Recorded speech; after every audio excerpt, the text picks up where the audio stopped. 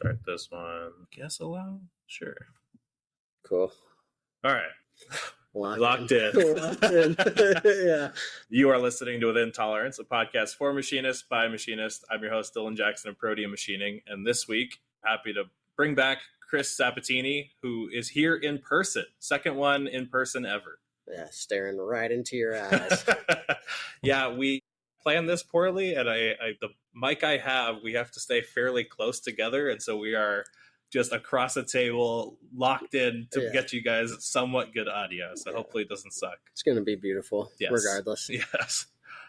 Well, let's start off with an update, because I know James had asked about an update on the Matsura, or actually Johnny did, I think, or somebody did.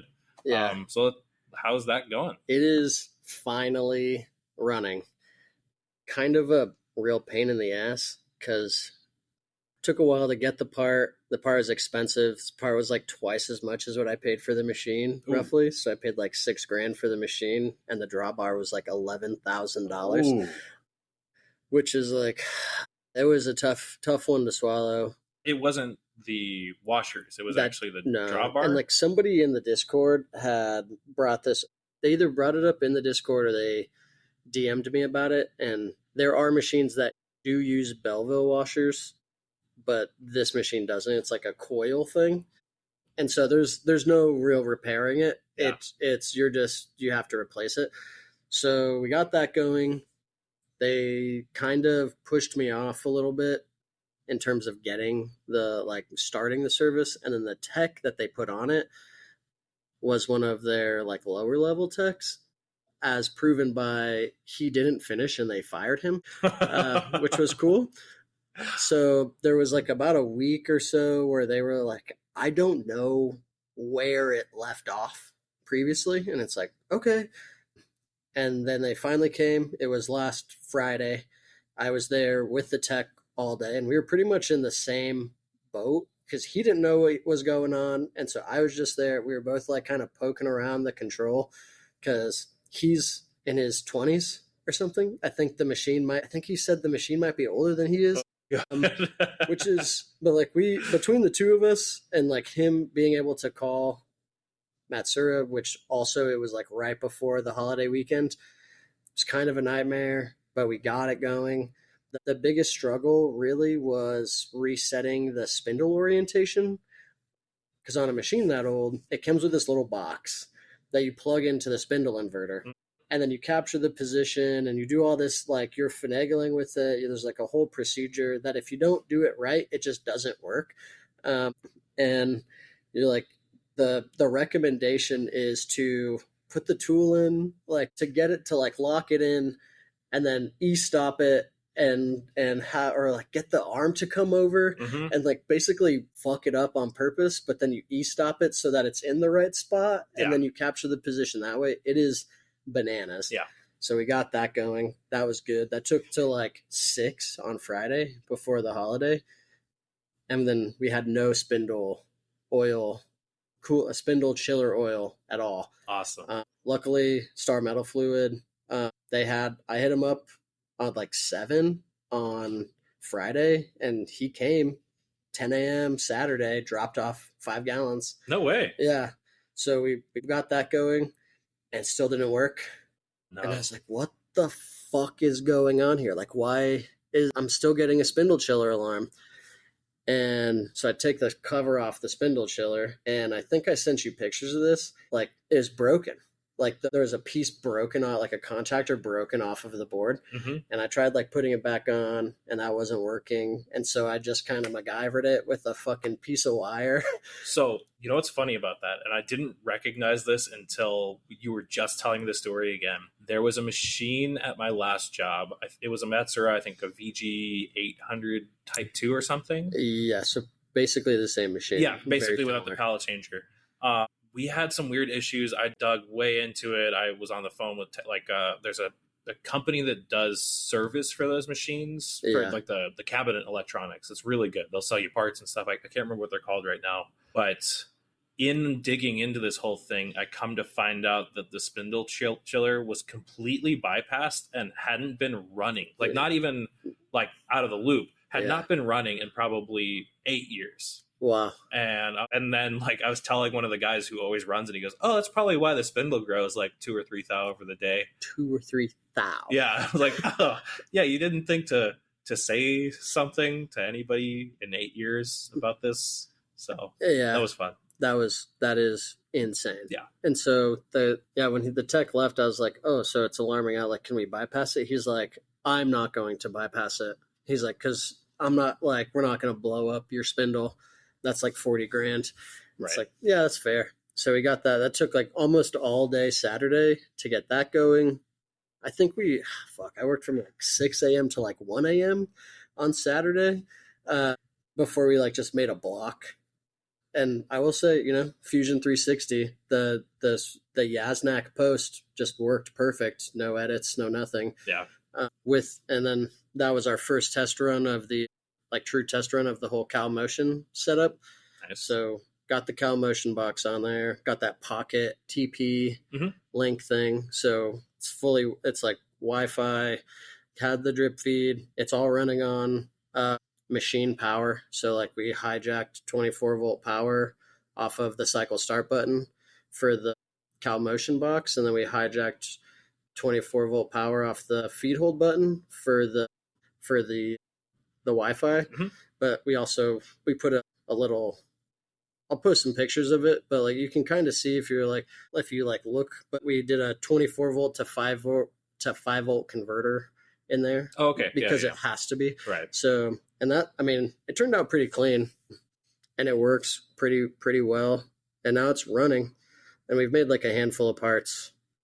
We tossed a tool, but it was the same tool like twice. Oh, so it might be the holder. We just took we were just like, well, it's probably the holder. So we just segregated it and we haven't tossed a tool since. So cool. Okay. Running. Yeah. Haven't really got the pallet changer going yet, but don't really need to. We're making like 1 to 6 brackets. Right. We're not going to like really burn the world down. Yeah. Like I need 4 vices set up, 2 on each and just like going. And yeah, it's been, it's a relief to have that because like we have this project in Phoenix that's like kicking off that the customer just emailed me. They sent parts to the shop so that we can test fit our fixtures because they're sheet metal weldments. So it's like I asked for 10 of each style I think he sent us 40 total because they dual source everything. So he sent us 10 of each of the 2 parts from 10 from each source. So 40 total. So we can like make sure it works with everything, which is very considerate. Oh yeah, seriously. And he overnighted it because it could have been a nightmare. And this is going to be a good test run for us to be able to like really start dialing in like how is this machine going to affect our project workflow? Because typically this is something that we would be doing on the customer floor. Which you've said before is it's a fucking kind of hard nightmare. to do. Yeah, like they won't let you break into production and stuff. Well, this place they don't have anything else. This is their only machine, which is a different challenge altogether because they have nothing, right? So we would still have to do all the work we're going to do off-site just now on their floor. Right. It's still like buy all the tools, probably spend more money in tools because like we have a bunch of tools, we have tool holders, pull studs to make these parts and just do it but especially because he's like, this is high visibility project from our executive team, which of course it is. And so it's like, that's the worst case scenario for doing a turnkey because it's like, it's fine. We do it. We've done it before. Like we did it in Cedar City. You're just careful. It's just annoying, right? From our point of view, because it's like, imagine if your customer was standing here while you're making parts. Like, why are you doing that? Yeah. Why are you doing that? Oh. Why are you taking a break? What are you talking about? You have to have lunch. Yeah. Oh, did you just scrap one? Right. Like, come on, man. Yeah. Like, relax. Yeah. It's like, it's just how the sausage is made. And so this is going to be nice to be able to like make everything. We have the Pearson pallets, have the bases. So I have all the Pearson stuff. So we're going to like set it all up on our machine and like machine it that way. So it's like dialed in on the Pearson base and then just rip it off and then send it down. And the parts are crazy simple. Like it's almost done. It's like cut a tab and drill some holes, and that's it. Because it's I'm not going to say what it is, but it's a bracket basically. But it's like it's very, very simple. Mm-hmm. So we should be on site at the customer like less than a week. That's awesome. Maybe a whole week for like testing and things like that. Interestingly enough, I was pushing them towards Fusion because they don't have any cam system. And I'm like, for these parts, I would use Fusion. I'd prefer to use Fusion because I want to probe and stuff, and it's just way easier to do. And why would you buy Mastercam to drill holes? Right. If you're going to spend like $6,000 to $12,000 to do this. Yeah, your maintenance will be more than Fusion. And like, if you want us to support it after the fact, like we can set up like a project. And I met with them a few weeks ago and showed them like we can set this type of deal up. So you put the parts in and like we can program, and then you just have access to it. You post it and it's good. And he's like, okay, that's interesting. And then they decided to go with Mastercam, which is fine. We have it. It's no big deal. It's just what a steep learning curve. Oh yeah. From nothing. They don't do, like, when I say nothing, like, this is the only machine, CNC machine in there. There's another machine right next to it that's a custom machine that was built by Aerospec in Chandler. Okay. Cool company. And it's, like, tight, but, like, most of what they're doing is sewing. You know? Like, that's, hey, you know what? If they want to spend money, they're going to spend money. It is. I mean, it's just, this is on theme for what a lot of companies are doing is just insourcing, you know, like, especially something like this, like we can just get the raw material in. It's a very simple process. It's not like they're making, like they were just assembling engines and now they're like, well, we'll build all the components too. Right. And it's like, well, wait a minute. It's fucking 4 or 5 holes. Maybe it's right side up. Maybe it's upside down, depending on the part number, whatever. Right. Very simple. Yeah. Yeah. Long story short, very, very happy the Matsura is running, and we're going to start really cranking stuff. Probably not making, it's all in support of ourselves. Right. Not making like I don't have any desire at the moment anyway to like fire up a machine shop. Right. So is this kind of the blueprint for how you want to go forward? Is like, you know, get the project half done on your machine, and then that way you could really hit the ground running and save your customers time? Oh, for sure. Yeah. Because the thing that slows us down the most is on-site time. Is like if you're on-site at the customer, like you can technically work on other things. It's just like how many hours in a day do you want to work? And the answer is typically no more than I have to, right? And I don't want to spend like where I'm at right now. It's like I'll work on 12 hours on the floor, and then I don't want to go program somebody else's parts for like another couple hours or something. It's just exhausting. Yeah. And the thought is like, oh, well, this machine is running. I could do this. And it just never works out that way. Yeah. So being able to like, do a lot of like, we could probably stack like a few projects we're doing a lot of like off-site work, a lot of computer work, building parts, things like that. And then just very deliberately schedule the on-site time, since it's going to be like a handful of weeks instead of like a handful of months, right, in certain cases. Well, and I imagine it probably would allow you to scale a little better, because like it'd be easier to send new techs for you, like, here's your kit, you need to finish machine these pockets to the size of the parts that you have on hand, but like all the clamps are installed, everything's ready, you know, like indicate it and go. Exactly. Yeah, like we're working on a quote for a company up in like fucking Coeur d'Alene, Idaho, which is, you know, middle of nowhere, basically. A gorgeous area, but like you're just so remote. And it's like a 40-part turnkey.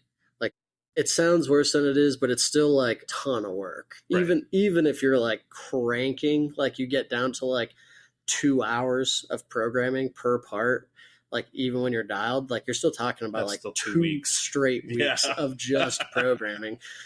And and that's like what it's going to be. And like, it's a 5-axis Haas or whatever, but it's like, we can do some of it, like build the jaws, like for the 5th axis vise or whatever, a shank vise pneumatic, and like build the Kurt jaws and make sure that works and blah, blah, blah. And then like pop up there, and that just every little bit helps. Yeah. Especially like, I am just massively in the process of like totally deconstructing and reconstructing what the business is going to be. And this is part of that. Like, has been a part of the plan going forward, but it's weird. It's just really like, I guess, serendipitous timing for this to happen now, given what has been happening, where like everything, it just feels like it's all falling apart. Right. Yeah. I mean, essentially has, but it's like one of those things, like, you can't, I think I've been texting my other guys, just like really just having like, just through the process of like an existential crisis and all that noise, where it's like, you can't outwork the problem.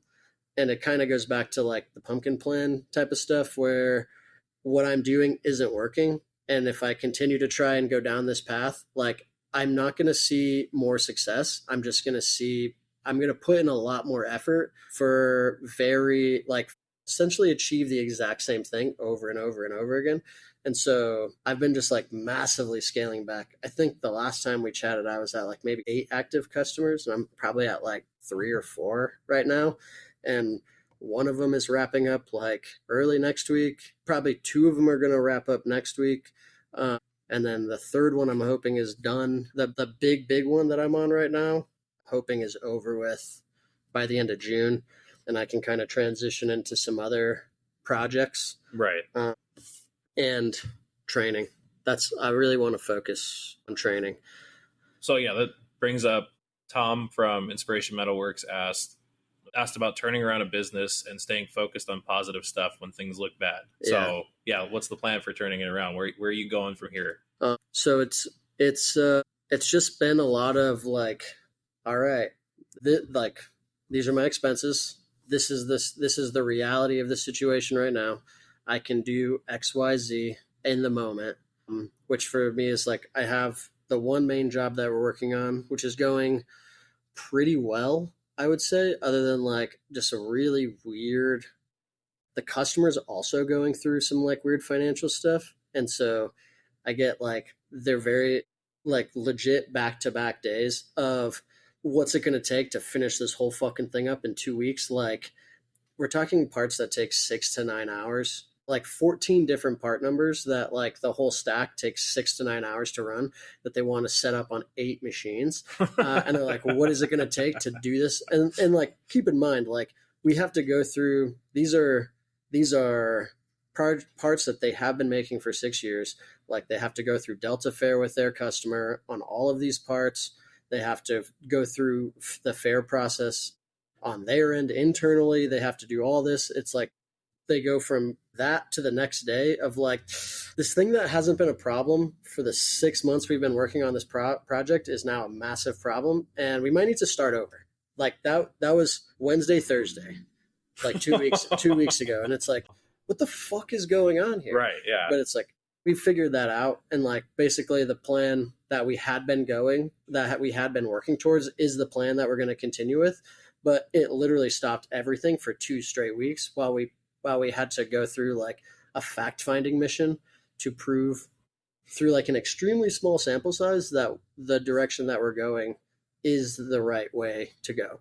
Because we are 50% faster in terms of cycle time with a lot less part handling. Which is a ton on a 6 to 9 hour run. Yeah.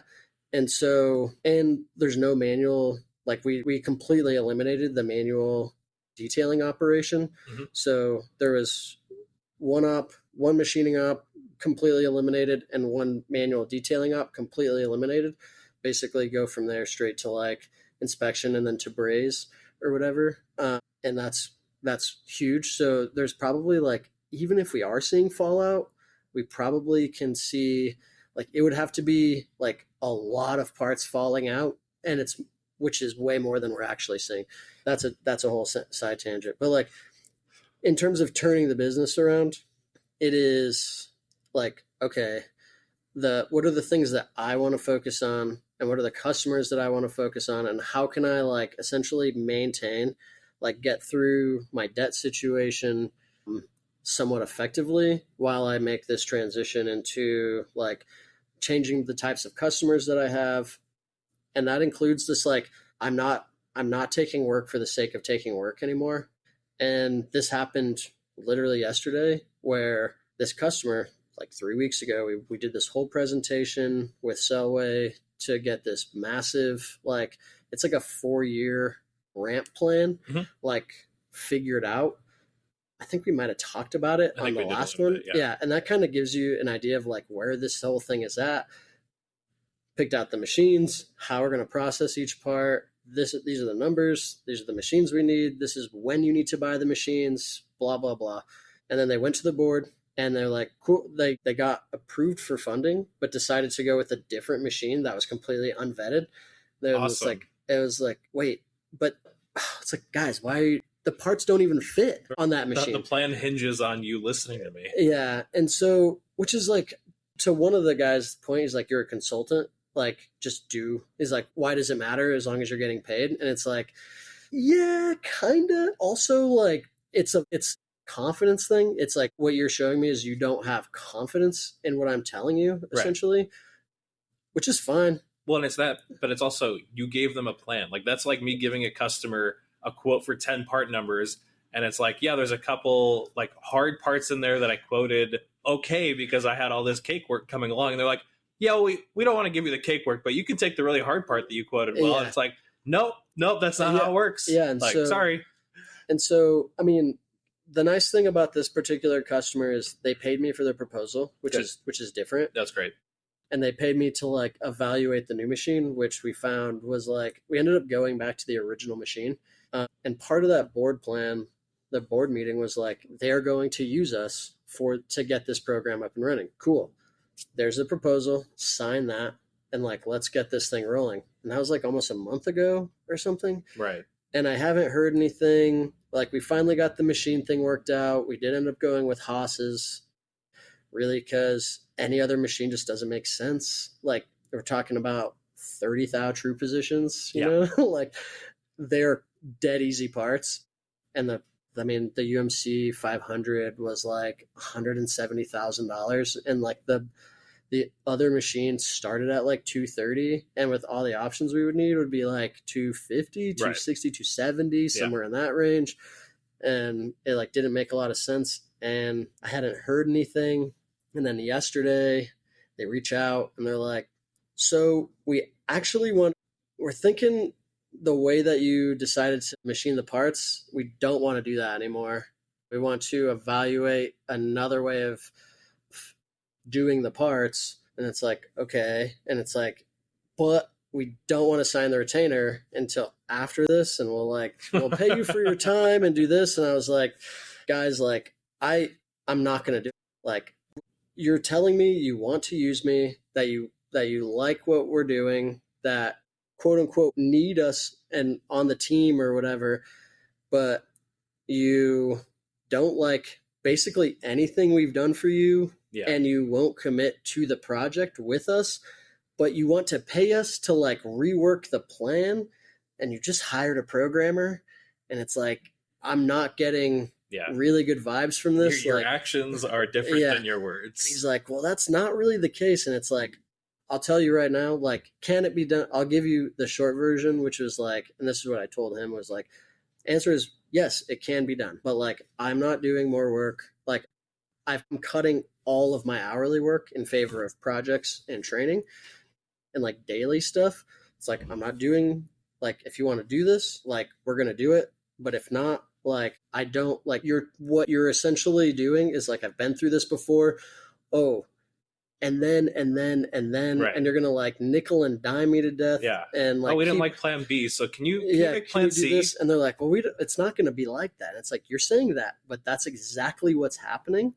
And like, if you want to do the project, we'll do the project. No problem. Like, that's good. I like that. Like, if you don't want to do the project, that's also fine. No skin off my back. It's okay. Right. Like, but I'm not going to do it. Yeah. Like, I've done what needs to be done. I've done what you've asked for me. He's like, but we're going to pay you. And it's like, that's my point. If you're willing to pay me and you want to use me on this project, why don't we just do the project? Right. Sign my contract. and then we can just start. This just gets wrapped into it. Yeah. Make it make sense to me, please. And he's like, it's just how the CEO is. And it's like, okay, no. Yeah. No, thank you. Yeah. It's like, I have bad feelings about this. Like, my gut is typically right. Like, one of the projects that I have currently is like, I've had weird feelings about the guy. Like, he gives me the vibe of this other dude who's really fucking shady. And somebody was like, one of the guys who doesn't work for me anymore was like, I don't think so. And I know it's exactly how it was when I was like, dude, like, he's like, hey, we need the guy who was like, finish this project up. I'm like, okay, yeah, sure. Like, here's like where I'm at, my situation. Like, you're offering me to do this doesn't move the needle for me. And he's like, well, I was like, my business, which is my life, is basically falling apart. And he's like, well, our company has it worse. So how are you going to help us with that? I was like, okay. Oh, okay. Yeah. It's like, wow. It was a really weird, I mean, like, it's just like, it just is what it is, I guess. But yeah. It's just going forward. I don't know if I can turn it around, which is like the ultimate truth of it is like, is it going to work? Like, I don't know. But the way that I'm going about it now is just being much more deliberate with everything. And like, just kind of sticking to, like, we're just going to stick to our guns and not take on work that doesn't make sense just so that it brings in money. Because most of what that is doing, like most of everything I've done that way so far hasn't brought in the money I thought it was going to. And I'm just exhausted. Right. Yeah. and so it's So do you find that being deliberate now is making the positives more positive? Or there's less negatives, I guess? I would say there's less negatives. Accepting the situation for what it is and like kind of speaking it into existence is the thing that really helps the most. Is like I think I was telling you, like, I started tracking our debt situation in Asana, which has been nice because it's like, pay a bill, just type it down. And it's like, oh, cool. We just hit like, as of Friday, hit like 31% of what it was overall. That's killer. Yeah. And so it's like sick. And like, there's a couple things that are going to hit next week that'll take that to like 40%. And like essentially as of next week, 2 of the things that were coming out monthly are gone.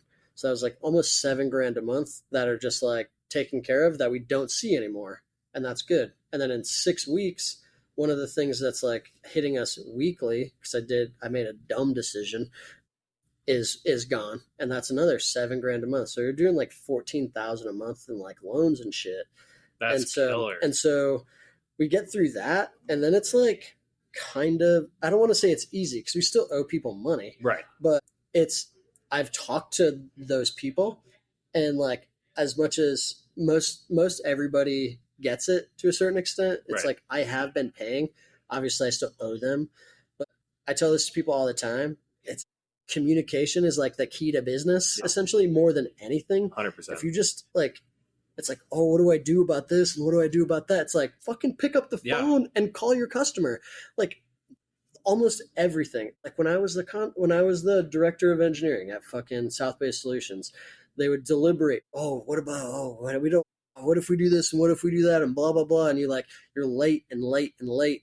And then the customer, they come in, they're like, what's going on? And it's like, well, this is what we're seeing and this is what we're happening. And this is what's happening. And we're trying to do this. And he's like, oh, that? He's like, oh, I just want it to be concentric to the casting. And it's like, that's it. Yep. Done. Over. Yep. It's like you're trying to, because they just over toleranced it to like, you're talking 8th true position to cast datums or something, which is annoying. And it's like shitty sand castings. And you're like, and they're like, oh yeah, it's just aesthetics. That whole thing is just for aesthetics. Awesome. Yeah. And it's just like weeks of like sweating and they just come in and they're like, oh yeah, it's not even a big deal. That's why you're late? Why did you say something? Slash, it's like, we can hit 16. He's like, oh, cool. 20, done. It's like, yeah, is that better? Like, it's like, yeah, it's like, oh, cool. So I'll leave with these parts now then. Right. All these parts that are bad. Yeah. Like MRBs, like piled right, up. exactly. Yeah. It's like, I'll go disposition all of those as good now. Yeah. Cool. Let's ship. And it's most everybody, like, when you try and hide it, you don't talk, you don't communicate, people get upset, they get like, and like, you have some people that no matter what are going to be fucking mad. And those are just people you don't really, I mean, like, you can understand the situation, but you expect like a certain amount of empathy in the whole thing, which I guess you shouldn't necessarily expect, but like, you know, we are humans after all. It's like we're all doing what we can, and like business is business, and like, but it's like, I'm not paying you because I'm not paying you because I fucking feel like it. It's like, just don't have it. Here's my situation. Yeah. I'm doing my best. Yeah. And like, you got some of them that are like, cool. Yeah. I completely understand. Just do what you can. And it's not like tons. It's not like we're hanging people out like $100,000 or whatever. It's like $3,000, $4,000. They just like, here's a little bit. Sorry. Thank you. You know? Yeah. Well, and you're doing, I think, a lot more than some. Like, I've talked to some business owners that are like, I don't pay until I'm 3 or 4 weeks late and somebody calls me. Yeah. And like, you know, I feel like that's more typical than calling them early and being upfront and saying, here's my situation. Here's when I can pay you. I mean, there has been some situations where it's like, you're just like, I have let it go too late. And like, you just has gotten to the point where people are calling, but it's like, where is this? And it's like, this is what I can do now. And even then they're still pretty okay about it. Okay. They're upset until they're not, basically. Yeah. And so, I mean, just kind of just getting a more holistic view of the situation and like being more deliberate with like, I'm doing this here, I'm doing that there. Like, if I take this, then I can pay some of that. Right. And like, ooh, that's almost done. So maybe finish that off or something. It's very weird. It's a shitty position to be in. It's a position that I don't ever want to be in again. And like, some people will, it's like confirmation bias probably for like the whole zero debt thing and whatever, which I agree with to a certain extent. Sometimes like it just happens. Like, obviously we were in a different position when we started this. Right. And then a lot like the fucking floor fell out from underneath us, which is, again, like why people are like zero debt is better, which is true, but you can't always buy cash. Like things like, I mean, the project in Idaho that we're going to do is like the initial thing was like 90 grand for the project. Right. And he's like, does that include the 5th axis rotary? And it's like, no, dude, like what?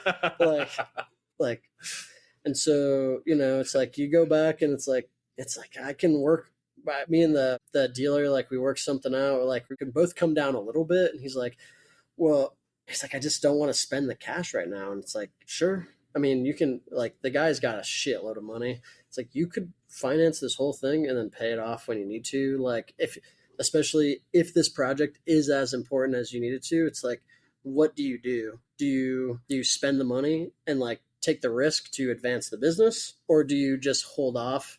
And because I've seen that from companies too, like they just don't ever spend the money unless it makes 100% sense, and like they can do it without any risk whatsoever. Right. Which works sometimes to a point, right? Yeah. And then you see these companies, like I'm thinking of one in particular where they've seen like zero growth over like the last couple of years because they refuse, like it's not a guarantee. Nope. And it's like, okay, yeah. Yeah, exactly. Yeah, you just stagnate. I mean, I think that like, especially in manufacturing, there are points where you either have to grow with uncertainty or you just stagnate. Yeah. And like, I mean, that's kind of that's what I did. I grew with a lot of uncertainty. And like, I can talk to a lot of people about what not to do. But I mean, it's a hard lesson learned, but I know it now. And I know like, and now in this like deconstruction phase and like the rebirth of whatever this company is going to be going forward is going to be just like so much more deliberate and like focused than what it was. Like I I've been talking about it. I've been having a lot of really good conversations with machine tool guys about training, and like I think I'm not gonna say it on mic yet, but like the thing that I talked to you about like the whole skill gap thing is like that is like how can the things what can the things that I bring to the table benefit the industry in like in a more like symbiotic way, Right. because like I was hammering home on projects, which is good. I mean, like people need it. Like in this case, in California, they're seeing like a tremendous increase in throughput. Like by the numbers that they calculated, it's going to be a 50% increase in throughput on with 3 less pieces of equipment, which is massive. That's insane. And so that's good, but it's really expensive. And like they keep fucking telling me how expensive it is. Like, and it's like, okay, yeah, I get it, but like this is going to net you somewhere in the realm of like $500 to $1 million a month in additional revenue. Right. Yeah. So I mean, it sounds worth it. Yeah, it's like we're I don't know, like we're not even $200,000 into this project, and it will, and we're already like starting to see some benefits from it. So it's fascinating, but it is a harder pill to swallow. Same thing with this guy in Idaho. That's a $90,000, fucking ton of money to ask somebody to. But it's like it's a 40-part turnkey, right? You know, yeah. It is even at the bit like you're cranking. I think I put like 13 weeks in there or something, which is still like fucking outrageous clip to get these parts going. Yeah, and it's like that's. If I went any longer, it's like I could easily see this project, like have made this project like $150,000, but it's like what it is and like the parts and blah blah blah and like the guy's situation, whatever. It's a 90, and even that, it's like it's a lot of fucking money, right? And so, but like when you break it down, that's $2,000 a part, yeah, to program and develop a process, and yeah, so yep, it's. Money makes sense. It makes sense. Yeah. And so the thing that I've been talking about and thinking about is like, and I'm probably going to do with one of the guys that listens to the podcast, medical guy out in Memphis, is like, I think I'm going to be on site at his facility at the beginning of July, fingers crossed. And we're just going to do like, I haven't figured out like a slicker name for it yet, but like, we're just going to do like advanced like process training. So how to better implement like probing and things like that, and like fixture design. We're just going to do like 4 days on site, just like implementing like how to do probing, which you like see like Renishaw will do for you or whoever will do for you, but they're just going to show you how to use the probe. Right. And like, I'm going to show you how to use the probe for your shit. And almost every machine tool guy that I've talked to is like, fuck yeah, that's the shit we need. Because like we just don't have the resources to do that, and we don't want to. Exactly. I mean, not that they don't want to. It's just like the general consensus is like they just don't have the resources to go like deep, right? And like that's what I love to do. Like we're going balls deep all day, baby. And so like yeah, I've had good conversations with like Ellison guys here in Phoenix, which I'm hoping to spend more time here in Arizona. We'll see how that goes. Good conversations with machine tool guys in like New York and in Southern California and stuff. Like it's one of those things where when you start talking about the turnkey stuff, like initially, like 3 years ago, say like 2.5 years ago, they can see the need. Sure, this makes sense. I don't want to tie my resources up for this. If it comes along, maybe, you know, right. But this is like, oh, we get asked this all the time, and we don't have the resources to do this. Like, send me information. What's it cost? What are you going to provide? Whatever. And like, people are like, I mean, excitement doesn't turn into money always, but out of everything we've talked about with people and like everything we like are going towards doing, the two things that have really started to excite people the most is the fact that we have a piece of equipment to be able to machine parts for the projects. That has gotten like, that was a deciding factor in this project in Phoenix. Oh, you can make that in-house? Oh, really? Perfect. Yeah. It's a timeline thing. Like, and then the other thing is like, oh, this, like you being able to help our customers use our equipment better. Great. You know? That's awesome. We can see that.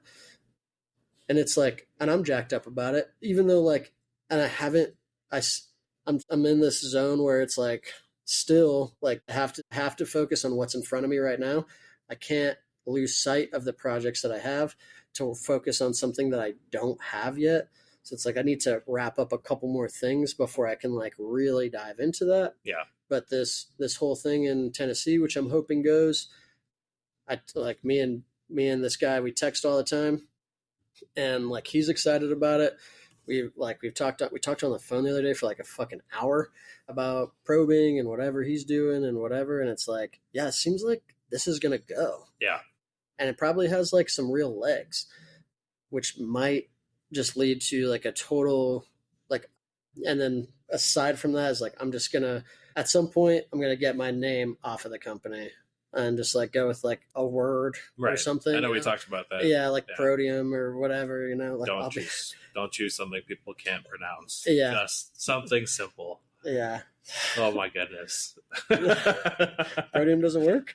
Oh, dude, we get Protrium, and Petroleum, and choose something that's easy. Yeah.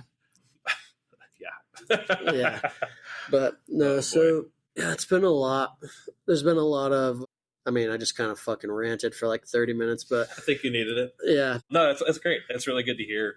I think that, like you said, the things we've talked about that you're thinking about doing, really have a good shot at really working really well. Yeah. So I'm excited.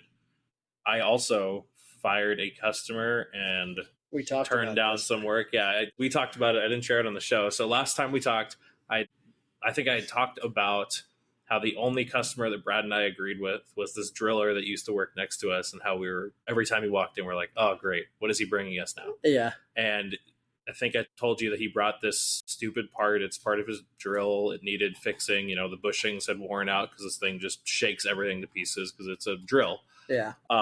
And he had come up with this idea. He didn't have a way of telling me. Let me back up. He thought that these bushings had wallowed out so much that I couldn't find center of these holes.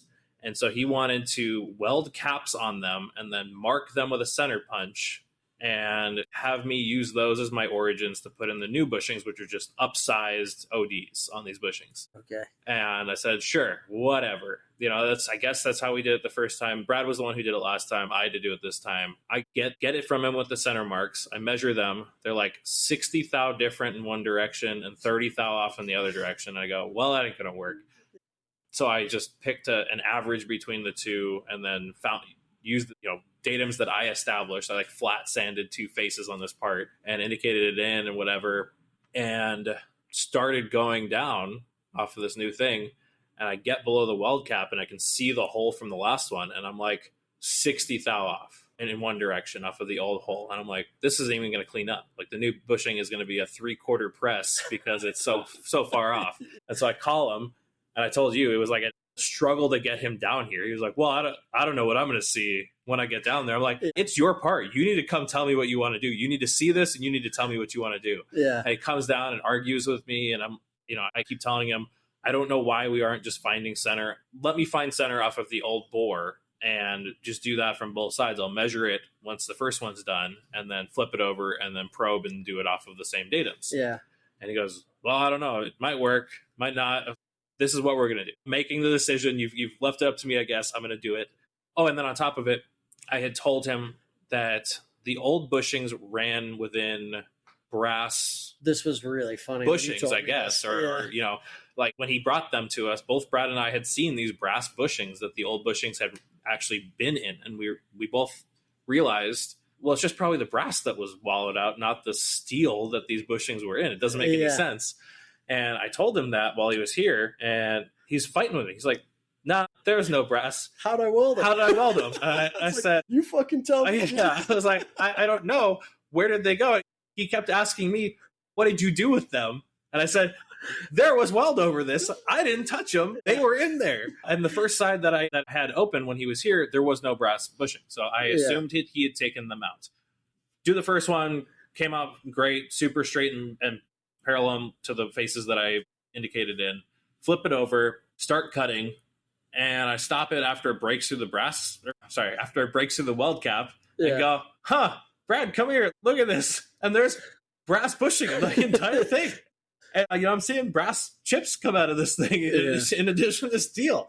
And so I bored him, whatever. And when he came to pick them up, I just told him, he said, "Oh, let me pay you." And I go, "Nope, no payment. The way you can pay me is you're never bringing me R&R work again. Yeah. We're not doing it. That's not what we can do. It's too disruptive." I was like, this alone at our current shop with all of the stuff I had to deal with and how long I had to wait for you to call me back would have been over $2,000. And he goes, "Oh, I would have paid that." And I said, "Nope, it's just not worth it. We're not doing R&R work anymore. I'm sorry. I appreciate, I want to help you out, but this is just not for us." I was like, "You should have it line board in place because that's what they're made for," and had to explain to him what a line board was.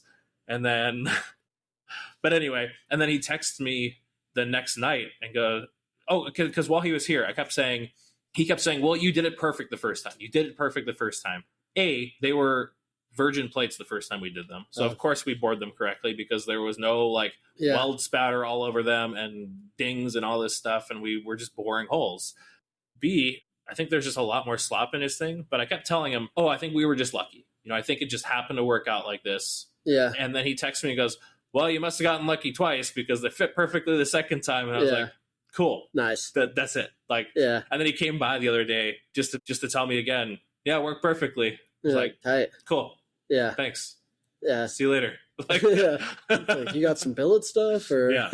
And then I don't remember if I texted you about it, but another company in town has kept asking for quotes over and over and over. Yeah. They're actually very close to here.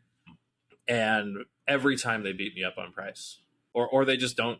They'll say, "Send me a quote, this updated quote. We will buy it." And I say, "Cool." Send it to them. I see that, I can see on Paperless when somebody views a quote. Yeah, they'll view it 6 times, nothing. Mm-hmm. And so they just sent over some work maybe a week ago, and I just said, "I'm sorry, we have no open availability." Yeah, I wasn't going to waste my time with more quotes. Yeah, just can't do it. It was a bunch of giant Delrin parts too that were super thin, and I wasn't about it. So it felt good, especially after reading the Pumpkin Plan and us talking about that. Yeah, it felt really, really good. It does. Yeah, it just feels like you start to crystallize what your business is, as opposed to just we'll do anything, quick turn, let's go, any low volume work, whatever you got, I'll take it. And it's that's a strategy, right? And it is one of those things. I mean, I think Dan Rudolph's brought it up before. Same thing. It's it on paper makes sense, but then once you get into it, it's not all parts are created equally. So taking everything just doesn't work. And being able to be "Fuck you" is satisfying. Yeah. Yeah. Well, and I think that the book was a good primer. Because I liked it, the driller guy. He's a nice guy. Yeah. I didn't want to be mean to him, but it was very nice having wording from the book. And like you said, crystallizing your own business identity of just, this is just not us. Nothing to do with you. I don't have any ill will towards you. I'm not doing it anymore. Classic breakup. It's not you, it's me. Right. Don't worry about it. Yeah. Yeah. But it worked. Yeah, good luck. It's going to work because I'm not taking any more of that work, period. Yeah. It was a pain in the ass. And really, it was dealing with him. If he had drawings and prints and had said, "Hey, do this and I'll pay you $1,000. Yeah, I could have had it done in an hour. It would have been cool, I'll do that all day. But it was the fact that I set it up and then had to wait 8 hours for him to call me back when I had a question. Yeah. Well, not when I had a question, when I had an issue that he caused. Yeah.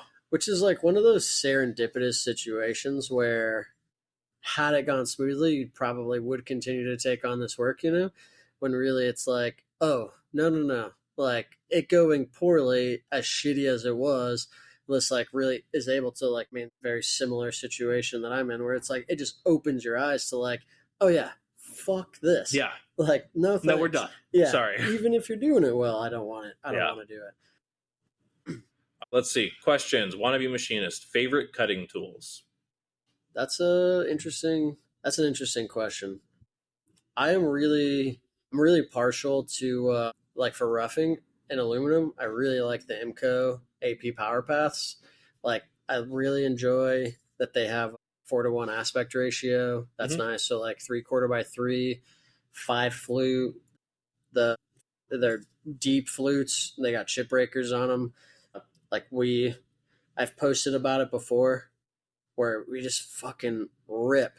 And like one case, we switched from a 3-flute tool, a 3-flute non-chip breaking tool, to the 5-flute. So obviously we got more feed out of it for just doing nothing, and then that didn't fill up the bin as much. Right. It's like the material removal on those parts was such that like we would fill up like a 35 gallon trash bin in like one run. Oh jeez. Yeah, it's just a ton of material to remove. And because we were doing 3-inch cuts, so the fucking chips were super long, and they like carry a lot of coolant out with them. Like the bird's nest, literally. Yeah, and so switching to that, like, I mean, it makes the trash can really heavy because you're talking about a lot more like the density of the chips, but we're able to get like 4 or 5 runs out of the tote instead, which is like massive, and we were faster, so it's like double win. Finishing, I've really fallen in love with Frisia. Like, they just make good shit. It's a little expensive. Yeah. Some of it is like, some of their smaller shit is actually not that bad. No. But like, it's like some of their lines, like I was telling you just before we started, those E-cuts. Yeah. I think they're cheaper than a helical end mill of the same like flute and aspect and all that stuff. And that thing has been running in 316 and 17.4 and 304 for months now. Yeah. Like, and I just took it out the other day, and it's dull, but like a roughing end mill we use from helical, the 7 flute that we used to run, it would get like chips. Like it would really start to break down. I mean, it would last for a long time. Yeah. This one looks all together. Nice. There's no chips in the cutting edge. There's no missing material. Corners aren't breaking down. Yeah. It's just getting dull. They just go and go. Yeah. Have you had a chance to test the alien tools? No. They're sitting on my desk. Oh, I'm waiting. Yeah, well, I just need something that I can dedicate a little bit of time. Like, they're expensive enough tools that I don't just want to throw them at a run-of-the-mill part and hope for the best. Sure. I really want to get, first time I run them, I want to give them the best opportunity to shine and really show their value. And I need to talk to their apps guys again and see how tolerant they are. Like, you know, the ball mill we use the most of right now is a 6mm Fresa Sphero aluminum, Sphero AL. Sure. And they advertise, you know, you can rough, you can finish, all that stuff.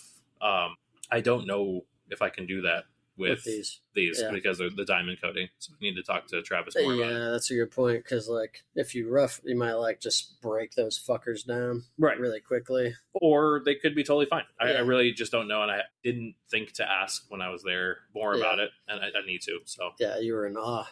I had a lot on my mind besides like, I've got 3 tools at home. Yeah. So, but I'm excited to try them out for sure. But yeah, I'd say I love Destiny. They were like the first end mill that we went with. Mm-hmm. I still love them. I think they have some of the most accurate cutting diameters on the market, at least for their Viper line. Yeah. It's like -0.3 to -0.1 off of nominal. Nice. So I really like that. I use a ton of Fresa. Really like carbide cutting tools as well. Okay. I think that for the money, it's really hard to beat them, especially for roughing tools. We have recently switched to the AX FPS from Fresa for roughing. Okay. Just because it's through spindle, so you can ramp like crazy. And actually, Doug has through spindle Eagles. I just don't have them. And we got a trial of the AX, and that thing just rips. Yeah. So we'll see. I was using the Eagle Claw roughers for the longest time. That's a sick name. Yeah. Well, they just are such tanks. Yeah. Brad, one point, I think he had set his Z wrong and came in like 150 thou past the jaws and started roughing into the jaws on an aluminum part with an aluminum Eagle Claw. And it didn't, not a single chip, not a single corner broken.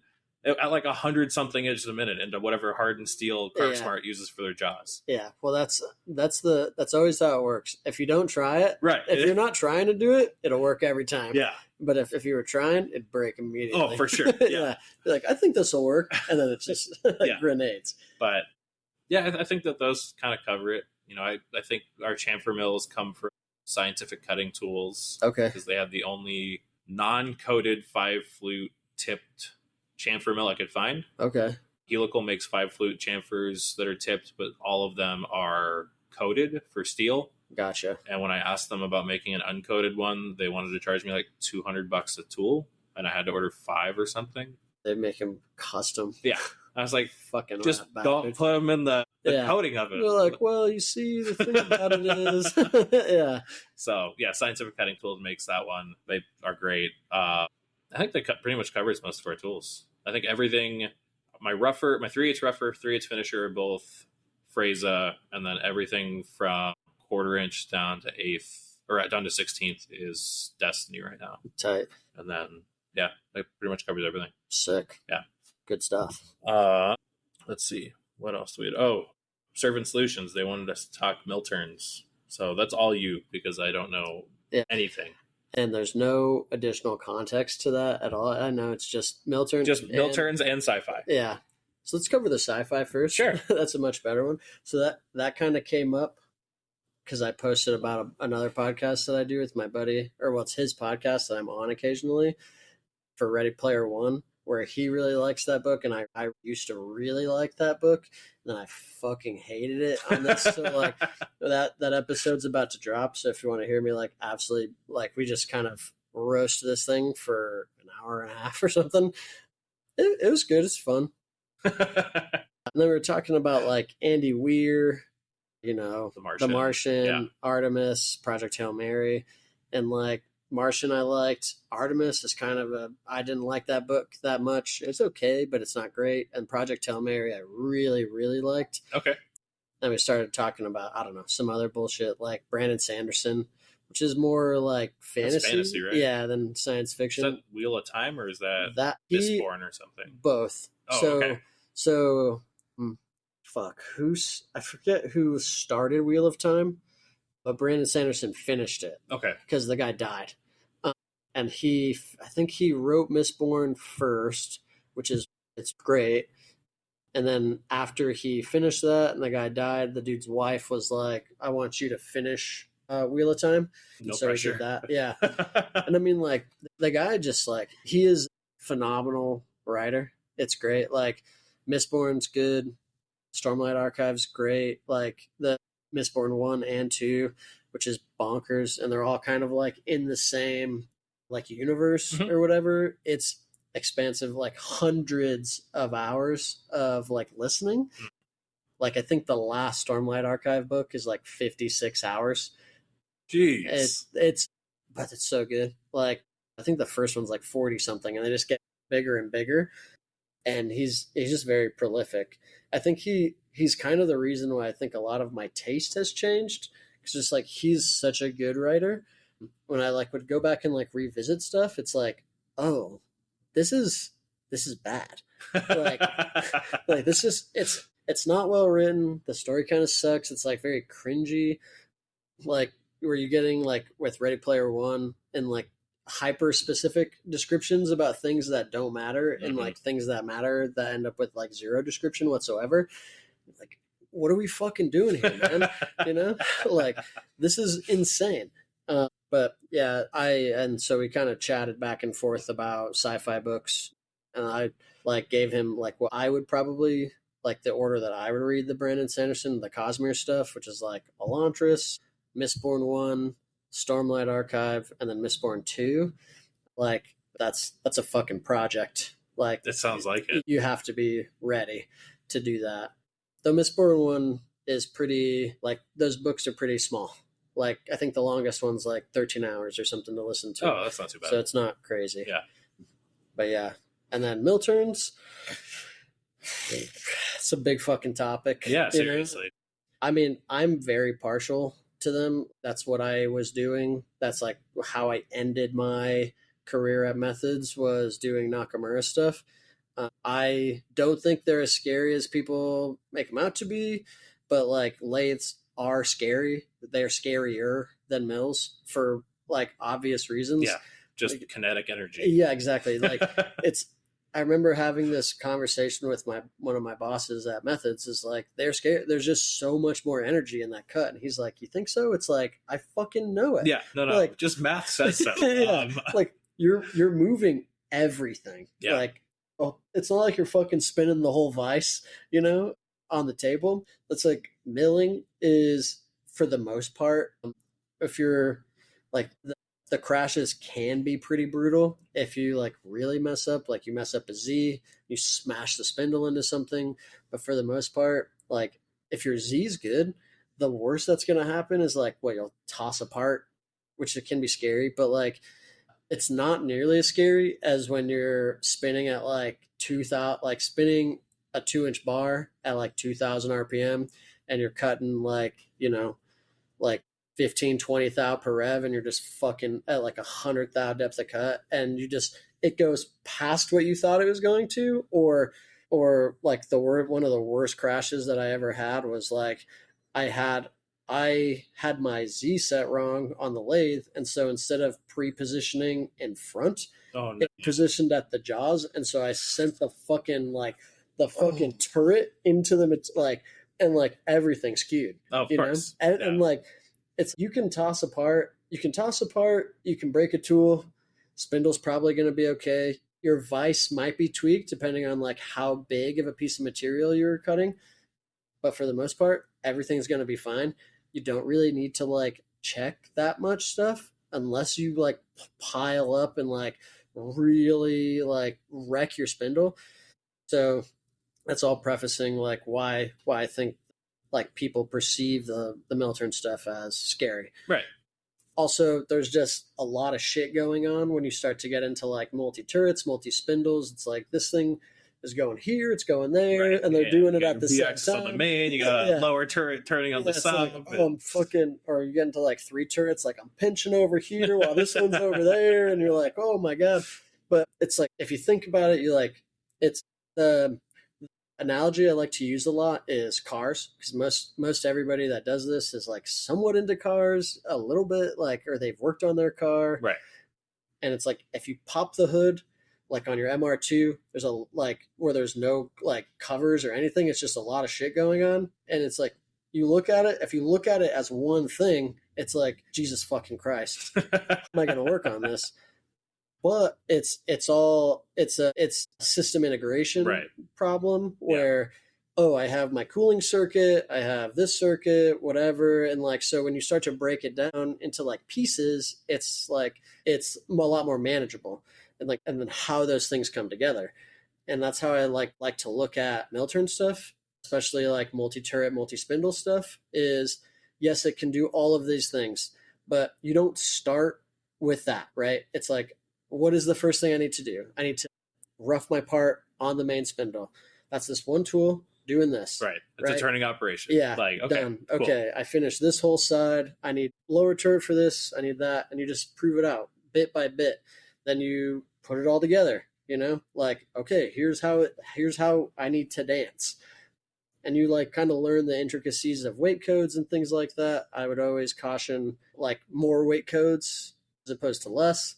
Because like you run into situations, especially on multi-channel machines, if you're single blocking things, like, and how it sees the spaces, if you have like multiple dead space on one side but not as much, and like how it's going to execute things, and I've had some like low energy crashes because of this, where it's like you're at like 5% and it's like I single block through this, everything ran good, and then you like go to run it and it's like you just bump the turrets together. Ooh. And it's like, oh, I didn't have my weight codes set appropriately. This all worked because of how things were firing.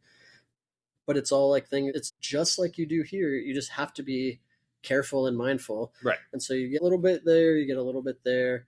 Well, it's like proving out on the mill, and a dog leg doesn't hit you when you're at 10% rapid, and then all of a sudden you turn it up and it's like, oh, I just ran that tool through a part. Cool. Okay. Exactly. Yeah. And sometimes like you see that with simulation where it's not simulating the dog leg, it's simulating straight through, and you're like, cool, nice. Like I stayed down and it didn't do anything. Yeah. And then I'm good. Yeah. Then it does what you're talking about. But like, I mean, for those boys, I mean, I'm a big advocate for Milturn for those boys, unless their part mix has changed that much. Like they're doing a lot of lathe type parts. Right. That have milling features, and even if they do end up needing to go onto the mill, It's not like you, where you are pretty deliberate about the parts you're taking, like, and you're going to outsource the lathe work if you need it. They are literally doing lathe parts on their mills, and like, you know, so I think they could benefit from it quite a bit. I mean, I've been talking to Easton a bunch about. I mean, he just like I was just helping him the other day with using the fucking sub spindle as a quill. Yeah, that thing was cool. Yeah, how it like actively pushes on the part. It is a very and like this is why I'm like a really big advocate for Nakamura. Also, is like they build shit like other lathe companies do have stuff like that, but it's just not as like you kind of need to know macros and system variables and things to make that work. Where like to get that going, it's like a 2-line G code where you activate it. And we were having trouble, like, essentially, I think what it ended up being was his center was just a piece of shit. And so we blew it up because, like, we couldn't get it to engage because it was, like, sprung. Mm-hmm. So it would, like, never, it would engage, but, like, it was basically pushing back. And then I think it turned his life, I think what ended up happening is his life center eventually would turn into a dead center. But then but that's another beautiful thing about like how that function works, because you just sync the spindles up, right? And then you jam it in. And that is kind of one of the really nice functions is spindles are sunk. They're going to spin together. So you jam it in. Now it doesn't need to float because it is going to maintain that pressure for you. Right. And really most of that stuff is for if you don't have like dead length chucks. So like, if you clamp and it pulls it in or whatever, where like if you don't have your like torque setting stuff set right and you clamp like, oh, I pulled, cool, and then you clamp and it fucking grabs the B axis or your sub spindle and sucks it in, and then it just bombs out because it's like, nope. But a Nakamura will automatically compensate the B axis to account for that sucking in. And, that's cool. And will maintain, like, it's a weird thing because they'll call it like a torque limit, which to me, like the way that it's written, it reads more like you don't want to, if it sees more than that is when you're going to have a problem, but really it sets it. So if you set it to like 20% or 30% or whatever, then like no matter what, that will be the maximum that it sees always. And so if it needs to move the B to like maintain that 20%, it will, and you'll fucking see it doing it. Cool. It's rad. From what you've said and from what Easton has said about his machine, it seems like Nakamura's were made by people who actually made parts on lathes. Yes. Which seems in stark contrast to a lot of machine tool builders where they are expert machine tool builders and they say, you should just make parts like this because we say so. So Nakamura started, and it really fucking depends on who you talk to on like what the lore is from like Methods and Selway. But you talk to one guy, and Clem Sr. or Clem Jr., one of the Clems who founded Methods, found Nakamura because like Methods is responsible. They are a factor in why Mori is here in the U.S. Like they were the first people to import Moriseki into the U.S., and then Mori eventually dropped him. And so Methods needed to find another lathe. They found Nakamura, and just this, they're in the middle of like kind of the middle of nowhere in like some coastal town. They were really boutique back in the day, like a boutique lathe builder, and they still technically are. Right. It's one of the reasons why I advocate for them if you're going for a lathe, because all they build is lathes, period. Like they don't make a mill. Like their B-axis stuff is arguably the best B-axis, like in a horizontal configuration. All they do is make lathes, and they just fucking rip. Right. And just all the little things like you were talking about, like the torque limiting, the airbag system is pretty unique. It seems like they put a lot of these features in, and it's not just flashy stuff. It's experience that has taught them these would be great features. Yeah.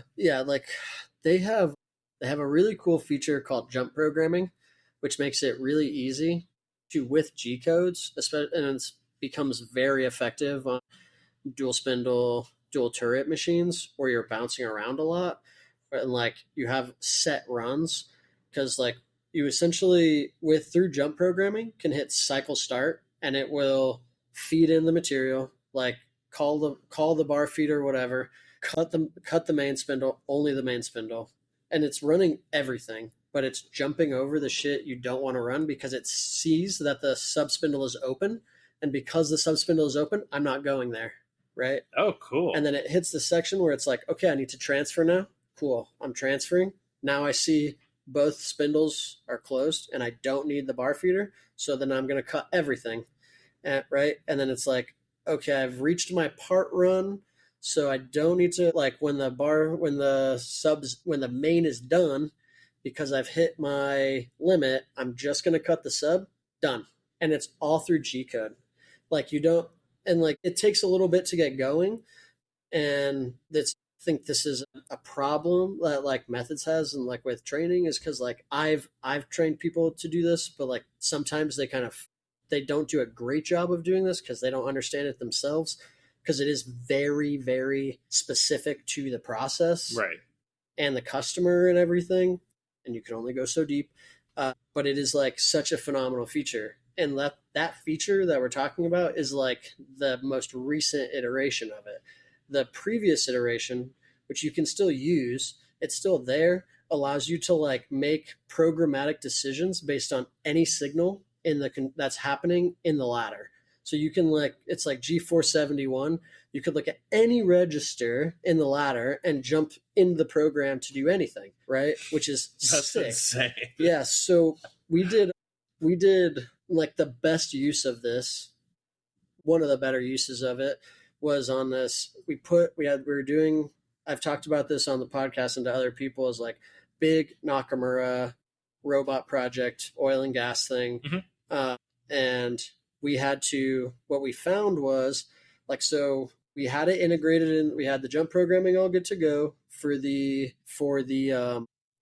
regular process, but we couldn't, like, the material sucked. And so like you cut it, and like it was a +2 -1 thou bore, and you cut it, and when you'd measure it in the machine, dead nuts perfect, and then you would release it, and the internal stress would make it egg, like out of tolerance. And so we had to essentially do a skim cut, but we also had to do high-low chucking. So what we would do is we would pulse, so you turn the low pressure chucking on, which on a 3-jaw chuck, you can essentially like remove all pressure once it's clamped for the most part, and it's going to hold on to the part, at least like the shank ones that we were using. And because like when you release the pressure, it doesn't change. Like, or when you change the pressure, like the clamping force doesn't change. You actually have to cycle it. I see what you're saying. But we still needed to be able to monitor we needed, like, for the robot and everything, we still needed to be able to monitor the switches, the chuck, clamp, unclamp switches. Right. And so typically what it is like you have one or the other. You either like pulse it and wait, or you have it clamp and go to the switch, and then it moves on. So what we had to do is we did the pulse mode where like it just moves on no matter what, and built an M code essentially that would look at the chuck clamping signal and just like essentially do a while do loop and loop the clamping. So like clamp until it sees the signal, or unclamp until it sees the signal. And like we did that all through the jump programming because we were just looking at that signal. Oh, that's so cool. And so that worked, and that allowed us to just flash, like essentially clamp unclamp, where like the part never moved, but it was enough to release the pressure, right, and go onto a lower pressure, so then we could do a skim cut and make a good part. And that's a cool feature. That's super cool. That's really, really cool. But so I don't know if that's what people were looking for, what he was looking for from Milturn, but like my recommendation almost always is going to be a Nakamura. They are expensive, but you kind of like, it's shit like that you're not going to really see like on like, it's hard to put that on like on a brochure, right? You know, when you're selling like stats and stuff, is like, oh, I have this list of nebulous features that will probably help you that I cannot really detail. You can't put enough detail in there to make it makes sense. Right. They each need their own brochure. Yeah. You couldn't put it on a sales brochure. Yeah. Because we like the Tsugami like M8B something or other is a very similar machine to like the AS200, but you don't get a lot of cool shit. You get a lesser control, 0 IMF. You get weird clearance stuff. I will say that about Nakamura's. They have phenomenal clearance. Like, oh, really? Yeah, like they're I don't know what it is. Just like the construction of it, they typically have like, which for some people is a bad thing. They typically like on the size of machine will have a smaller width turret, but it allows you to like kind of get everything closer together. So like we were doing a similar process on like a Nakamura, and then I was trying to do the same thing on an Akuma, and the whole equation changed. Huh. It was like I just could not get close enough to the spindle where like when it was a bolt carrier where like I had like the spindles like pretty much as close as I could possibly get on the knock, the WI 150, and on this Akuma like we had to stick it out like an extra like 3 or 4 inches. Ooh. And Yeah. it's just like it just would not fit the way that the machine like limits were set up and everything. It just didn't work. And the tools were bigger. Everything was just bigger. And like it's beef. The machine, like Akuma, fucking great lathe. Hate the control, but the iron is fucking phenomenal. Right. But for my money, they're also really, really they're even more expensive than a Nakamura. Yeah. But yeah, I love mill turn stuff. I want to do more of it. I told James, I was like, if you buy that, I'll come fucking help you get that going. I was like, I told him, and I'll like put it on air. Like, I'm confident that it would be that big of a deal to his business that like I would spend a week with him on my dime to get that thing fucking running. Cause I think it means that much. Like just seeing the graveyard of parts that they do, it's like, this would be massive. Spend more money than on another 5-axis, but like it also would free up both of their other machines. Right. Like, your actual mill work. Yeah. Yeah. Even if it is just blanking and stuff like that. Totally. Yeah. TMC Makes asked the best dumb thing you've done in the last year that worked to solve a problem. That's a tough one. Yeah. I was trying to think too of like dumb things that I've definitely done dumb things. I fixed my spindle chiller in like a really fucking janky way. Just because like I'm just not confident enough to like start fucking with the board itself. So I just like soldered a wire to the connector and just like, you know what I mean? Okay. And cause it's just like all that what I realized was all that was doing that wire is just confirming to the machine that it's on. Right. So it's like it's not doing anything like really trick. It's just like, yes, I'm here. So it's like made sure that like it wasn't gonna short on anything. Like, but initially to test it, just fucking like spun the wire up and like jammed it on. Oh my God. and I was like, okay, that's it. And then I tried to do some other stuff, but it's like if I fuck this up, I might make it so I can't use the machine at all. You know, because it's just like it's a fucking 23-year-old board and a really, really thin piece of metal that seems like it's hanging on by a thread. And it's like, this will work. It's janky as shit, but I can run. Yeah. And so that's where I was at. Probably the other thing is like, I don't know, you know, mixing coolant. I don't have a coolant mixer, just 5-gallon bucket and like a fucking paint drill or a paint thing. Dude, and that's what I did for a long time. It just works. It works. Pain in the ass, but it works. And I'm trying to think if there's any like really wonky like stuff we've done project wise that's just stupid, but it's like I can't believe this is going. I don't know. I feel like machining, if it feels really stupid, as long as it's not sketchy, but if it feels stupid in the moment and then it works, looking back on it, you're like, well, of course it worked. It wasn't stupid. I just didn't know it was supposed to work. Yeah, there's some things where you're like, yeah. I can think of, like, one of the things that always comes to mind is I was doing some like, this wasn't in the last year, this was like a couple of years ago. I was doing some part that had like all this like weird geometry or whatever, and I'm like, we only had to make a handful of them, and I just waterfall cut the whole fucking thing with like a bullnose end mill, and it came out great. And I'm like, it's kind of a hack, like, but it fucking worked. Yeah. And it's like, if it works, it's not a hack. Right. That's what somebody told me. And it's like, yeah, true. It's like, it's only dumb if it doesn't go, I guess. And yeah, I mean, everything kind of seems stupid until it, like you said, everything seems stupid until it goes. Yeah. And then you, okay, yeah, that's a new trick in the bag. Like some of the speeds and feeds I'm doing on this like vacuum project that we have, when I'm like texting my guy Scoob about it, and he's like, "Do you just try stuff?" He's like, "I would never have tried that." And it's like, because we're like ramping, it's like a 2.5 millimeter end mill ramping into like a full width slot, just held by vacuum. It's like a 1x1 slot. It's like 100 thou deep, full width, like 18,000 RPM and like 110 inches a minute. And we ramp at like 10 degrees in with a 2-flute Frasia, and it just like fucking rips. And it's like, cool.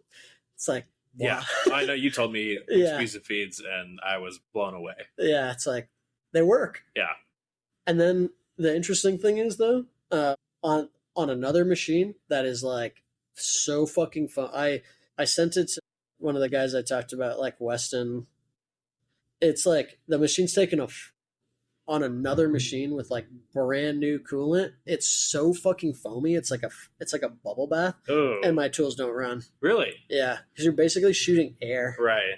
Yeah. And they're like, they're like, well, it doesn't affect our other programs. It's like, I'm twice as fast. Right. In a different material condition. Like, we just need to be more dialed in. They're like, well, it works on the other things. It's like, yeah, the thing that we're trying to stop doing. Right. Like, yeah. Do you want to make more money, or do you want to fight me about coolant? Like, this is easy. So it's like, okay, so we're probably going to change the collets to be on the power grip to be the coolant flush collets. So we have more direct coolant flow, because right now we're coming from the outside. So it's like any little bit, we're hammering the material. So if it doesn't work, it breaks. We've had I use the same tool for like 6 months on one machine, and then we cut 6 parts on the other machine and it broke. And it's like, and they're like, what happened? And it's like, this is what I think it is. Yeah. And they're like, maybe. Okay. Yeah. But that's just development in general. Yeah. That's the fun part, where you just have the same guys who are like, how do we get this wrapped up? It's like, we just started going to like running full sets of parts, and you want, like, we have 0 proven.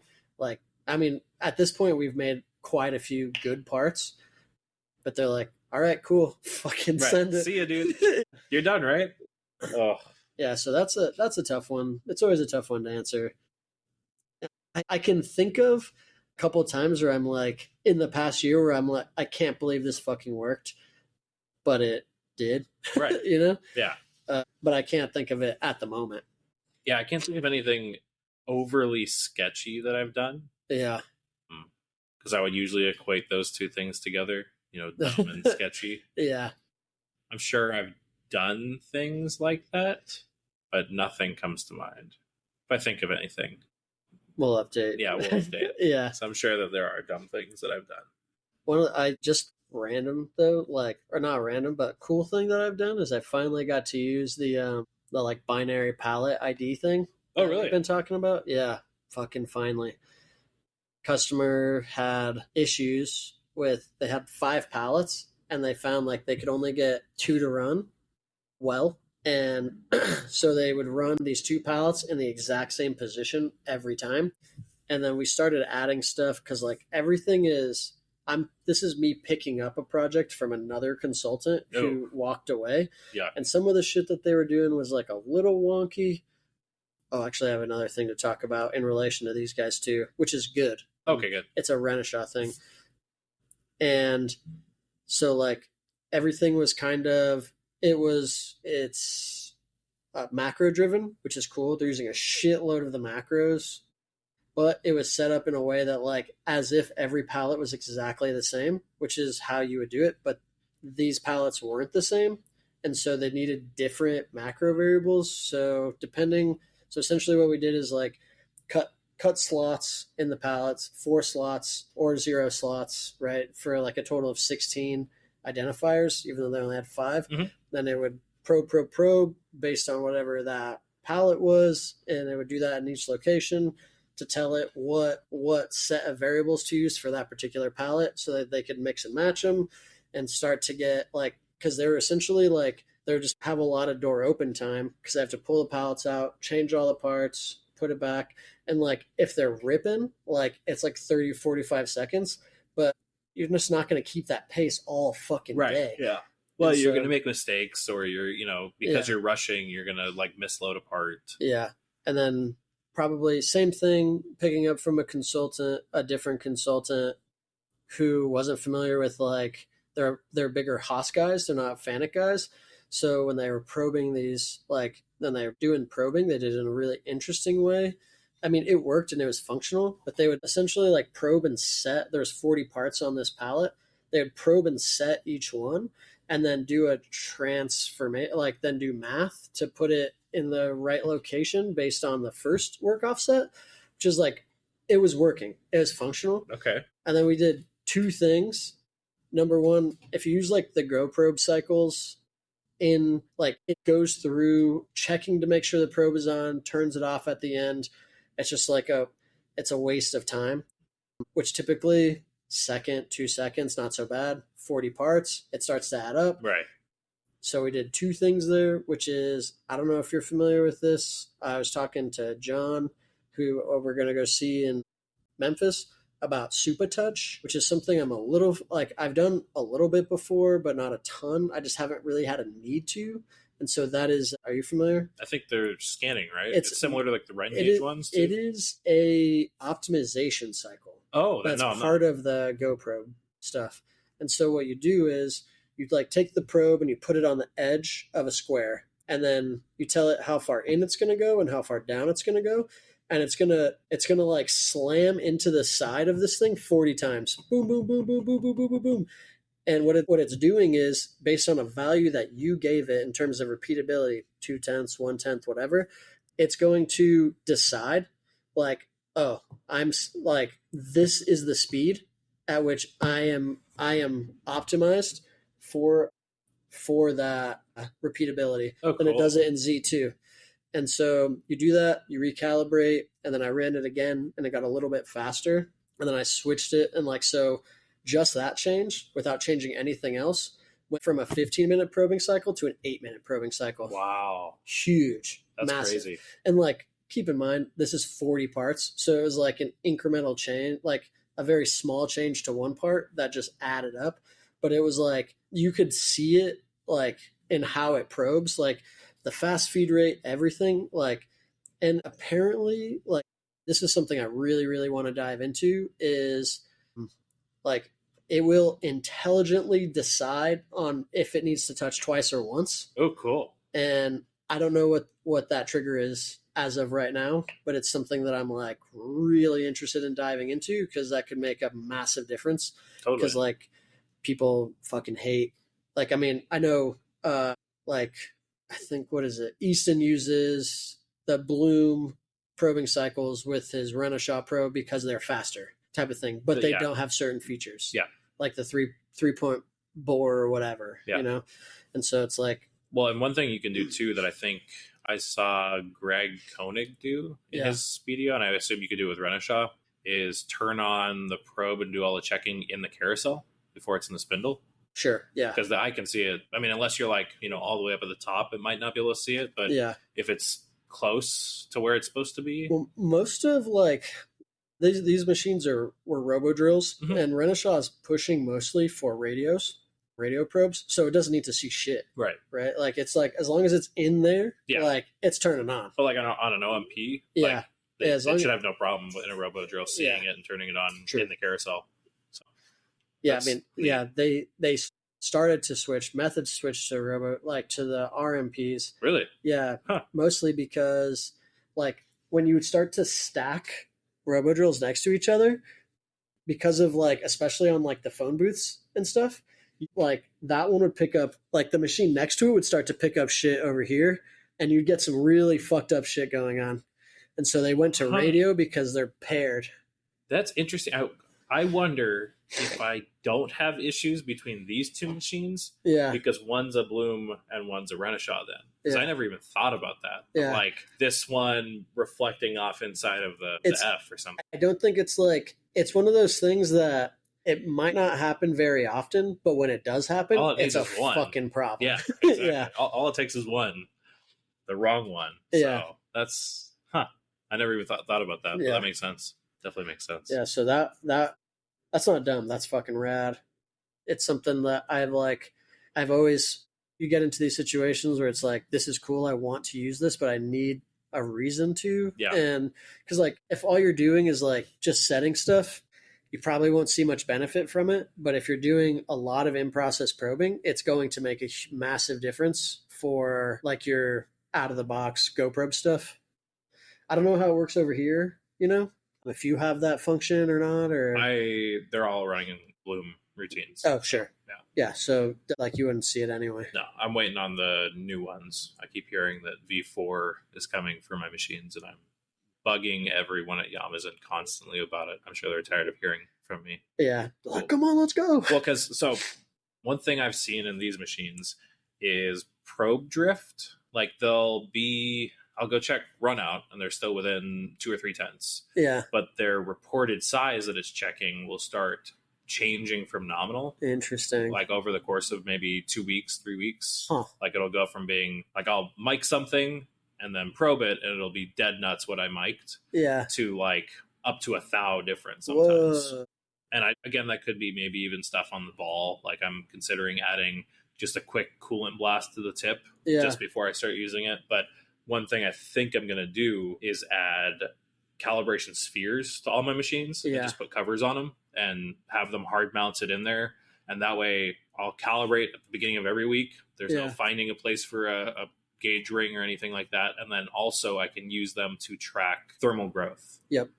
But that's right now on the Bloom routines I have, I can't do calibration spheres. I can only do rings. Really? And I don't want to mount a ring because a ring is just like a big old trash can for chips. Yeah. Even if it didn't have a bottom to it. Like I just don't. No matter how big of a hole you make, the chips are going somewhere. Yeah. Whereas I think a calibration sphere with like a cover that I just put back on it is pretty safe. Yeah.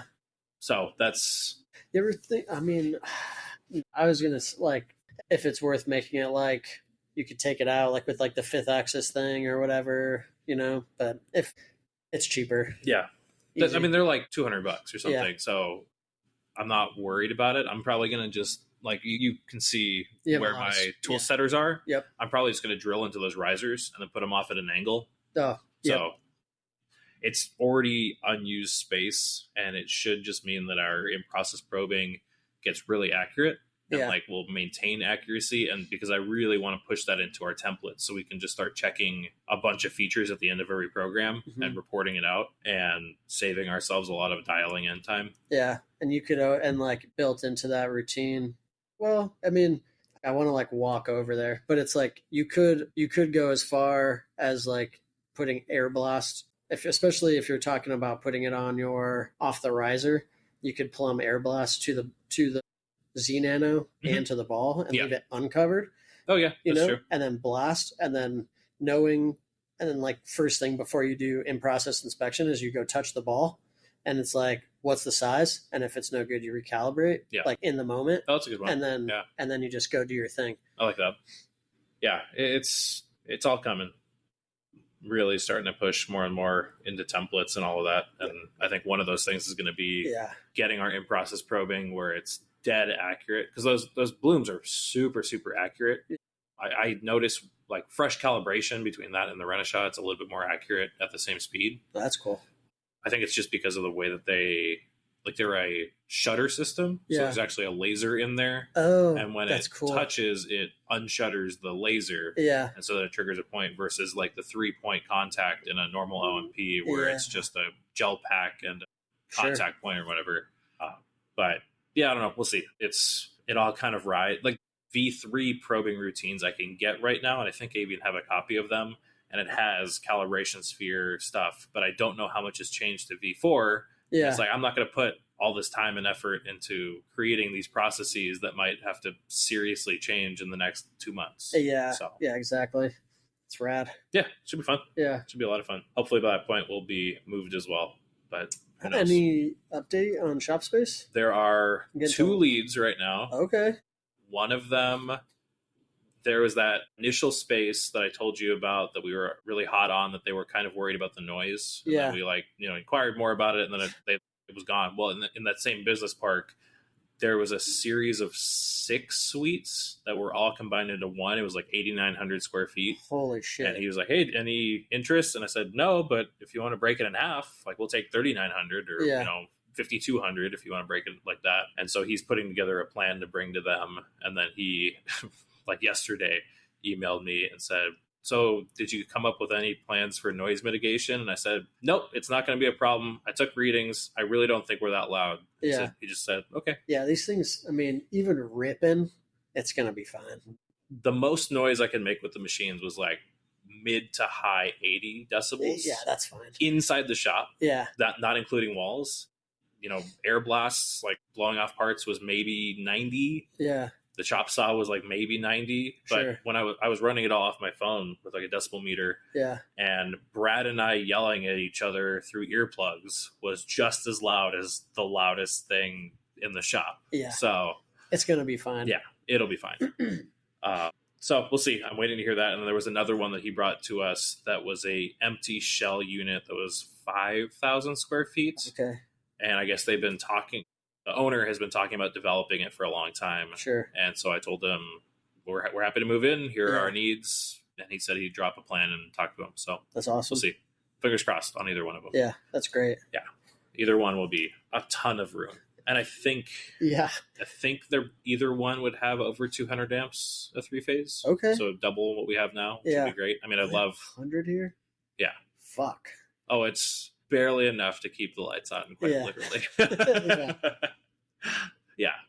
We don't have any problems. The brothers are so power efficient. Like they ask for a 30 amp breaker, which means that they run maybe probably 15 amps. Yeah. If that. If you have like X, Y, Z and the spindle all like cranked. Yeah.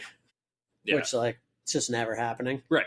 Yeah, it would have to be an overload on all 3 axes and the spindle and the servo and the tool changer all at the exact same time. Yeah. I mean, absolute worst case scenario. Yeah, so we have an undersized breaker on our Matsura right now.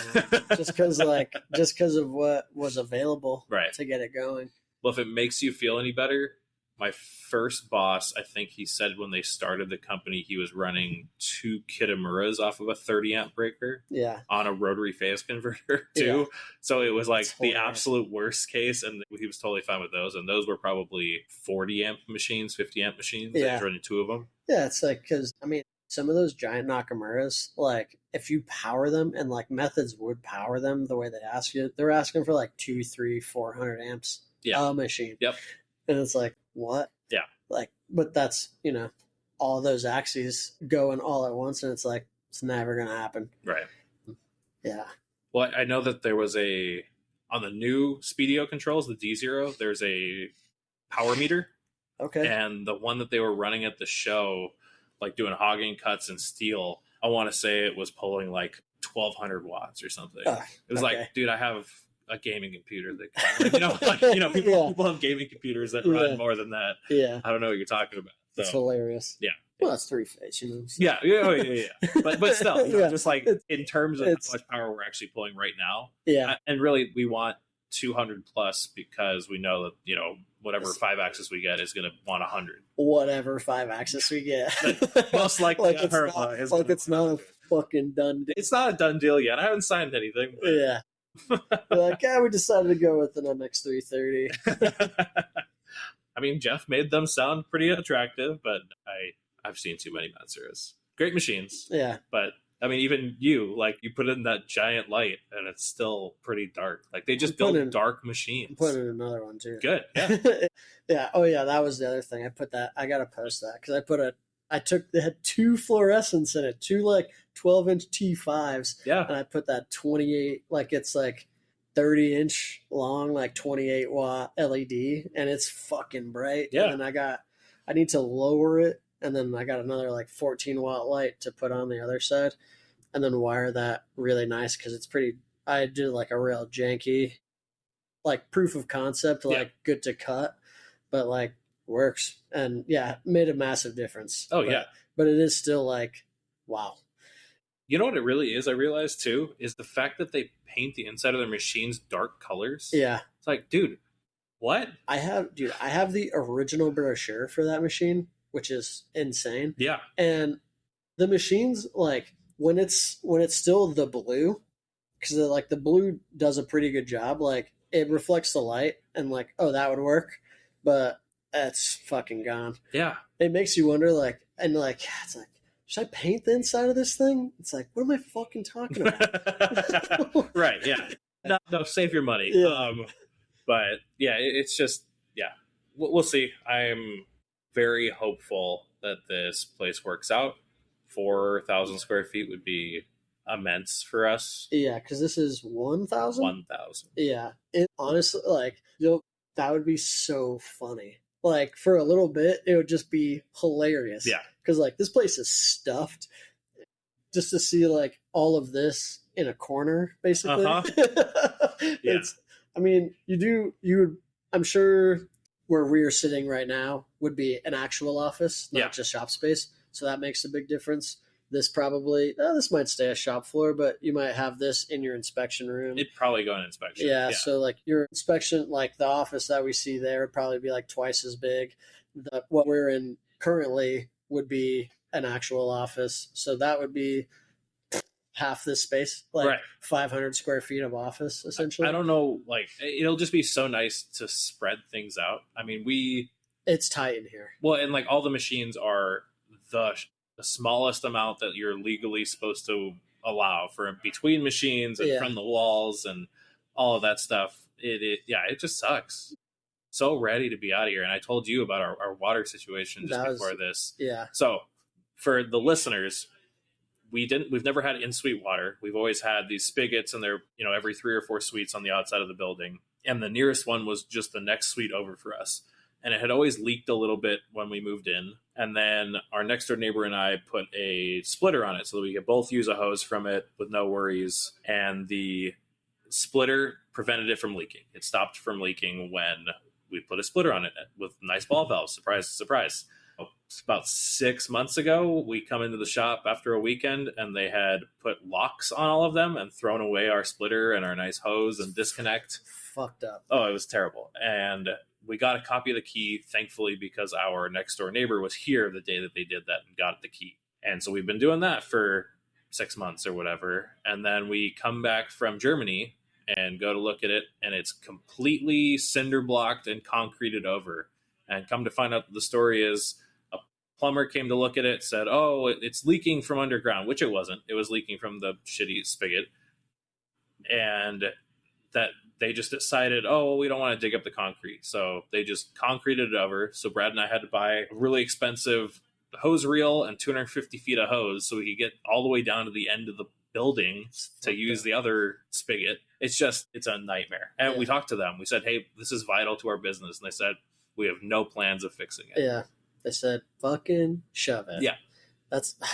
And I've had landlord woes too. Yeah. Which is like annoying because I've been in this place for like 3 years or something. This is like year number 3. And now that everything's running, I'm like, I think I want to stay in this space.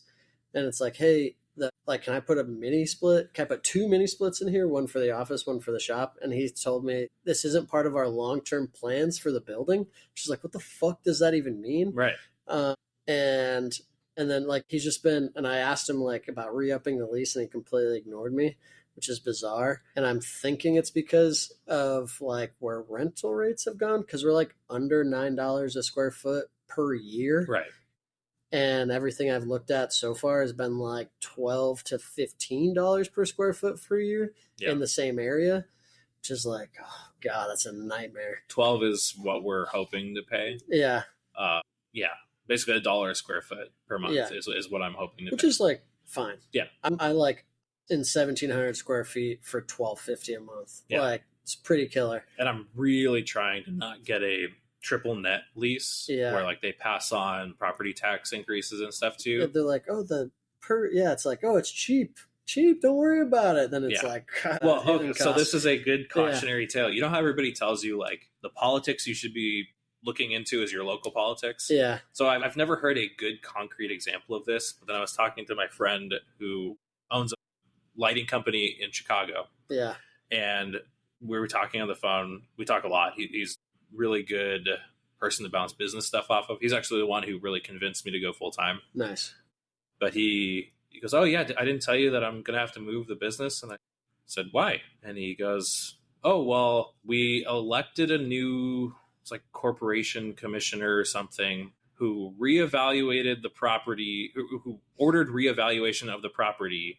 And so the value of the property went from like $2 million to $10 million. So my rent is going up like 37% next year." Holy shit. And so he obviously just said, "Well, we're not re-upping our lease." Yeah. But, direct correlation, like this person gets elected. Yeah. This, reevaluation goes on, and then, he's SOL because he's in a triple net lease, and all of the increases on property taxes flow right down to him. That is fucked. Yeah.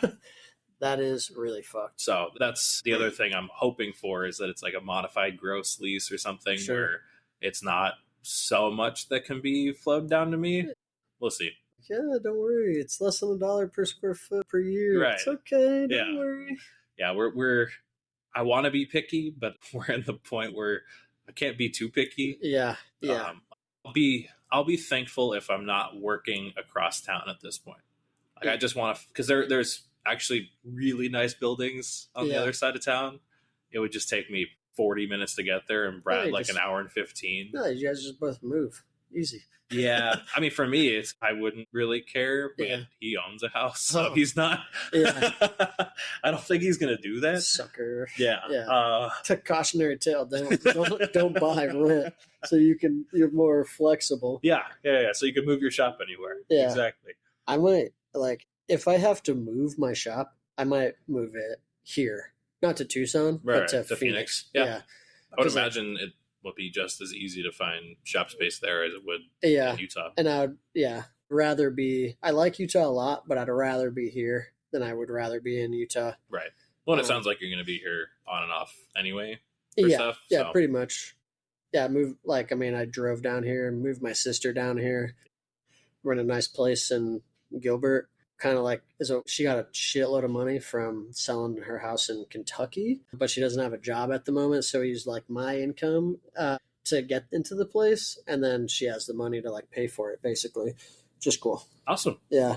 But I have a bedroom here now. That's that's killer. Well, especially if you're starting up a project in Phoenix. I mean, that kind of works out great. Yeah. It's one of those things, every time I come back to Arizona, I'm like, God, I fucking love it here. Even though it's there's still a lot that's it's gotten more expensive. And I could talk a lot of shit about it. Thanks all the Californians who are coming over. Yeah, boy. Yeah. Me and my sister both grew up in California. Yeah, you're the problem, okay? We came in 2007. Okay, yeah, that was before. Yeah. Before all the issues. Yeah, back when Gilbert was mostly farms, and now it's subdivisions. It's so wild, going around, because we're basically in a similar neighborhood as to where I was when we first came out here, and it's just crazy. The growth is insane. It's awesome. Give it 50, 60 years, and Tucson and Phoenix are just going to meet in the middle in Casa Grande. There was an Onion article that was about, it was the world has become a suburb of Phoenix, basically. It's fucking hilarious. Yeah. Well, I mean, there's 5, 6, suburbs now that were individual towns at one point. And I guess they technically have their own city council and whatever, but there's no break from Gilbert to Phoenix proper, or exactly. Chandler, or Gilbert, Chandler, Mesa. Yeah. Technically there was Higley in there, but right. That's basically Gilbert. Mesa is a really fucking weird shape where it borders Tempe, Chandler, and Gilbert, but it wraps around Gilbert, and it's what the fuck? It's all along the now we're getting to really local shit. It's just it follows the whole 202, and you're including the big loop, and you're what the fuck is this? Yeah. Who made these borders? Yeah. Who was dumb enough? And yeah. And then there's a fucking Apache Junction, baby. Oh man. Yeah. Don't go north of there. Yeah. All right. What did you research this week? probing on the Matsura. Okay. That's what I've on your Matsura. On my Matsura. Can you do it? Yes. Really? Yeah, it was a factory option. Okay. And so there's actually a guy in Chandler who's from Chicago. What's the Metrology Research Group is the name of his company. Sounds familiar. Yeah, so all he does is probe installs. Sweet. Yeah, he's really fucking good at it. Super smart guy. Very helpful. Like there's another company out of Southern California that does the same thing, and the owner of that company, very smart, but like talking to him is like talking to a wall because he's just talking at you the whole time. And like he solved my problem when I had a problem with his install, but I got like nothing from it really. It was very bizarre, and then he was gone. Meanwhile, this guy over here, so is starting to use them more to do installs. That's how I got their information. Really? Yeah, they did because Selway doesn't install their own probes. I didn't know that. Yeah. It sounds like these guys, he was saying they do all the probe installs, like this MRG. They do like all of JTEC's probe installs. No way. And they do a lot of DMG's probe installs. Yeah. It is. Yeah, it's one of those things where it's like Methods does a lot of their probe installs, but kind of where Methods does a lot of like Methods does their own bar feeder install. They do everything, like, which has a lot of advantages, but it also ends up tying up your techs. If you have, like in Utah, for instance, Selway only has 2 guys. So if it's a big install, they're both tied up on it. Then they end up like both having to leave. So tying up extra time, do the probe installation and everything, which they don't really do all that often. Like, I mean, they probably would get good at it, but it's like, okay, cool. We're on to the next install. These guys come in, they just get it going. It's all they do. So they just hammer it out. They've like developed their own like probing software. Like they use the Renishaw stuff, but like it's different somehow. I don't know. And so I was talking to him. He's actually done like a probe install on like the exact machine that I have. Oh, that's awesome. So like, yeah, RA2G with a J300, gave me documentation for it and stuff. So I was like talking to Easton because Easton did like an eBay thing or whatever. And so can we have a sidebar too about how great Yasnet controls are and how I wish that they were more ubiquitous than Fanuc? Yeah, so like flipping that, I am so impressed with this J300 control. It's so good. It is so good. And so like a lot of it has just been like just poking around and prodding in that control is like, I can't believe, like, some of it's like, oh, this must have been something Matsura built. And it's like, no. Like that screen I was talking to you about, it's like, that's a fucking Yasnet control where it's got we're talking about the tool touch off where you start from home, you put in a bias, you run it down, and then when it touches or whatever, you just say right, and it puts the right fucking, you don't have to do any math. Yep. It just works. Yeah. So if you touch off a 1, 2, 3 block, you say it's a 3-inch bias, and then it comes in and touches, and you're done. It's like something that I've written a whole fucking macro to do on a Fanuc control. It's just built into this control that's 22 years old. Yeah. And it's like, do fucking better, guys. They're like, what the fuck?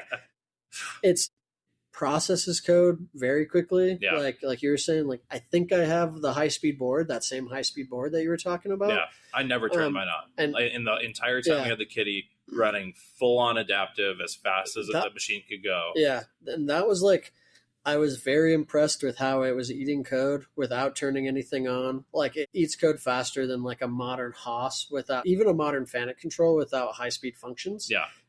Which is like great. It's kind of insane actually. And like the roughing toolpaths, like it left the exact amount of material that we wanted it to leave, like straight out adaptive. And like it was dead even X and Y. And I was like, wow. Yeah. I am so thoroughly impressed and like in love with this control. That's where I was like, I want to put probing on this thing and like really get that into, because like I'm only using Fusion for that machine. Like I mean, we have Mastercam, but that's really for projects. Right. Like now we're just gonna like, if I could get probing and maybe tool setting, I don't know.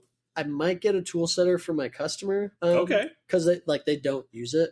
And I've looked up what it costs, and it's like, if you were to sell it now, you get like $500 for it. And it's like, they were talking about junking it. And it's like, They're like, well, we don't like it because it doesn't clamp the tool. And it's like, I don't fucking care. I'm like, I will throw it away for you. Yeah, I will take that thing. So it's like, if I could do offline tool setting and then do probing, like, I don't want to buy brand new probing because, like, I would probably spend, again, more than I bought the machine for probing. But if I, like, eBay it, or, like, I think I could work a deal out with Patrick, the guy in MRG. His name's Patrick Murphy. He's a cool guy.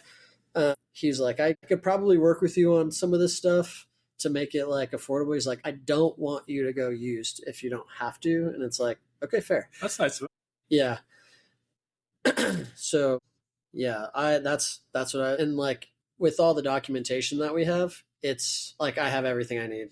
I just essentially need the money. I'm broke as shit, so it's not happening. But it's like, it's good to know that if I want to, like, in a couple months, we'll just pull the trigger. But right now, everything's vice work. I bought a, like, cheap Chinese, like, dial tool setter thing. Yep. Set everything to the base of the vice, so you flip it. All my tools are set there. I don't really need to change anything. Fusion handles that. Like, first test, like, pretty much, like, we're within what we need to be for, like, cutting parts. So that's how we're going to run from now with Edge Finder. I put Edge Finder in a fucking side lock holder in position number 30 because that's where the probe will go. Yep. There we go. That's awesome, dude. Yeah. I'm glad to hear it. What about you? Well, I told you last time we talked, I was talking about getting that camera, and I bought that camera. Yeah, you did. We've been filming some stuff. So I've been doing a lot of research and learning in DaVinci Resolve. Okay. Which is so deep. Yeah. Oh my, I knew it was going to be a deep rabbit hole, but holy crap. Yeah. I've been watching all these tutorials, and I realized as I was listening to them, it's like, this is what I must sound like when I'm teaching Fusion to someone who doesn't know it. Yeah. Because there's just so many words that I don't know that, like, I've had to rewatch videos as I learn more and more. You're like, oh. Well, because Resolve is not, it's like Fusion 360 where it's everything. It is editing, it's color grading, it's animation. You can do all your, digital effects in there if you wanted to. Yeah. It has everything built into it. And all of that is just overwhelming. But it's fun. It's a lot of fun. And I'm really excited about the content that we will produce with it as I get better. Nice. But people will have to bear with me as I release a bunch of only partially good or very shitty videos as I get better. They're good. What you've done so far is good. I appreciate it. Still needs a lot of work, but yeah, I'm really excited, and it's a lot of fun. I got a gimbal for it that I finally set up yesterday. Like, it's gotten so cheap. Like, a used nice DJI Ronin was like $150. Yeah. And I wasn't going to get one, but I wanted some, like, slider shots and stuff. And some nice sliders, like $1,000 or $150 for a Ronin. And yeah. I was like, this seems like the better buy anyway. Because the Ronin, that's the one that you can get to, like, track somebody? This one, or do you need the phone for that? This one's new or old enough that it does not do that, I don't think. Dang. So I'll have to track manually. Yeah. The new ones are insane. I was looking at them last night. They not only will do active track, but they have... So I showed you the video of, I not only have the gimbal, but I have focus motors on it. And the newest one has a LiDAR sensor you can buy and will do autofocus on a cinema camera. Okay. With its LiDAR thing. It's the same LiDAR that they use on their Ronin camera. Yeah. But again, it's a probably $1,500 gimbal plus $500 for the sensor. It's more than I need to invest in what is right now just a hobby and not helping us at all. Yeah. Podium photography. Exactly. Yeah. Not going to happen. Editing my own shit is also just, editing this podcast has gotten me a lot more used to hearing my voice, but now seeing me and editing, it's like, whoa! Yeah, exactly. It's that whole feeling of, I was talking to Zach from Breaking Taps about this, where you get to the end of editing, just an editing session, have it with a podcast and now with video, and you're like, I'm so sick of this person I'm seeing or hearing. Why would anybody listen to this person? Why, you get such bad imposter syndrome where you're you're so sick of your own voice or your own face. Yeah, you're like, oh. Yeah, you're like, why would anybody look at this dumb face and think that they should trust them with parts or whatever? Yeah. But it's a lot of fun. I'm really excited. Should be a lot of fun to make some cool content. It's probably a nice, like, cool little break, I guess, for like your brain. Yeah. To be able to like get into, I mean, it's like why I like to bake and stuff is like you get to do something technical that isn't what you do every day. Yes. And so you're like, it's like a fun thing. Well, and I've always wanted to do more with video. Like, I don't know if I told you, but I really wanted to buy the original Blackmagic cinema camera. Oh, no. Like, I had zero reason for it. I would think I was still in high school when it came out. But it was like, oh, this is so cool. Like, I want one of these. And so to be able to buy the 3 generation later version of it, like, satisfied such a, like, teenage Dylan want. Yeah, exactly. So, it's been a lot of fun. It's been really good. I'm excited. Nice. Yeah. So then what did you do to better yourself this week? Probably the biggest one. It's just like, truthfully, like saying no to that one customer was like the big one. That is a really big thing. That's really tough, especially when you're like hurting. It's like, yeah, exactly. I mean, I told him it's like, frankly, I could use the money, but like, this is not a good fit for me. And like, I don't want to continue to take work for the sake of taking work, especially like that project. I would have to hire somebody to really do that. And I don't want to like bring somebody in to work on this thing that I don't feel good about, It's like I couldn't put somebody in that position. So that was probably probably the biggest thing that I did, is just like really sticking with like, this is what we're going to do, Good for you, dude. Yeah. That's big. That's really big. I have not bettered myself this week, but I need to work on getting to bed earlier. That's something I've been working on big time. I've actually been pretty successful at it, but I was sick all this week, so it was easy. This week especially, I don't know what it is. I'll like blink and it's 1 a.m. Yeah. And it happens all the time. Like where you're like, oh, I can get to bed at a reasonable hour. Yeah. Awesome. And then the next thing you know, it's like, where did the last 3 hours go? Yeah. Why am I still awake? What the fuck did I just do? I think I said most of those words a few days ago.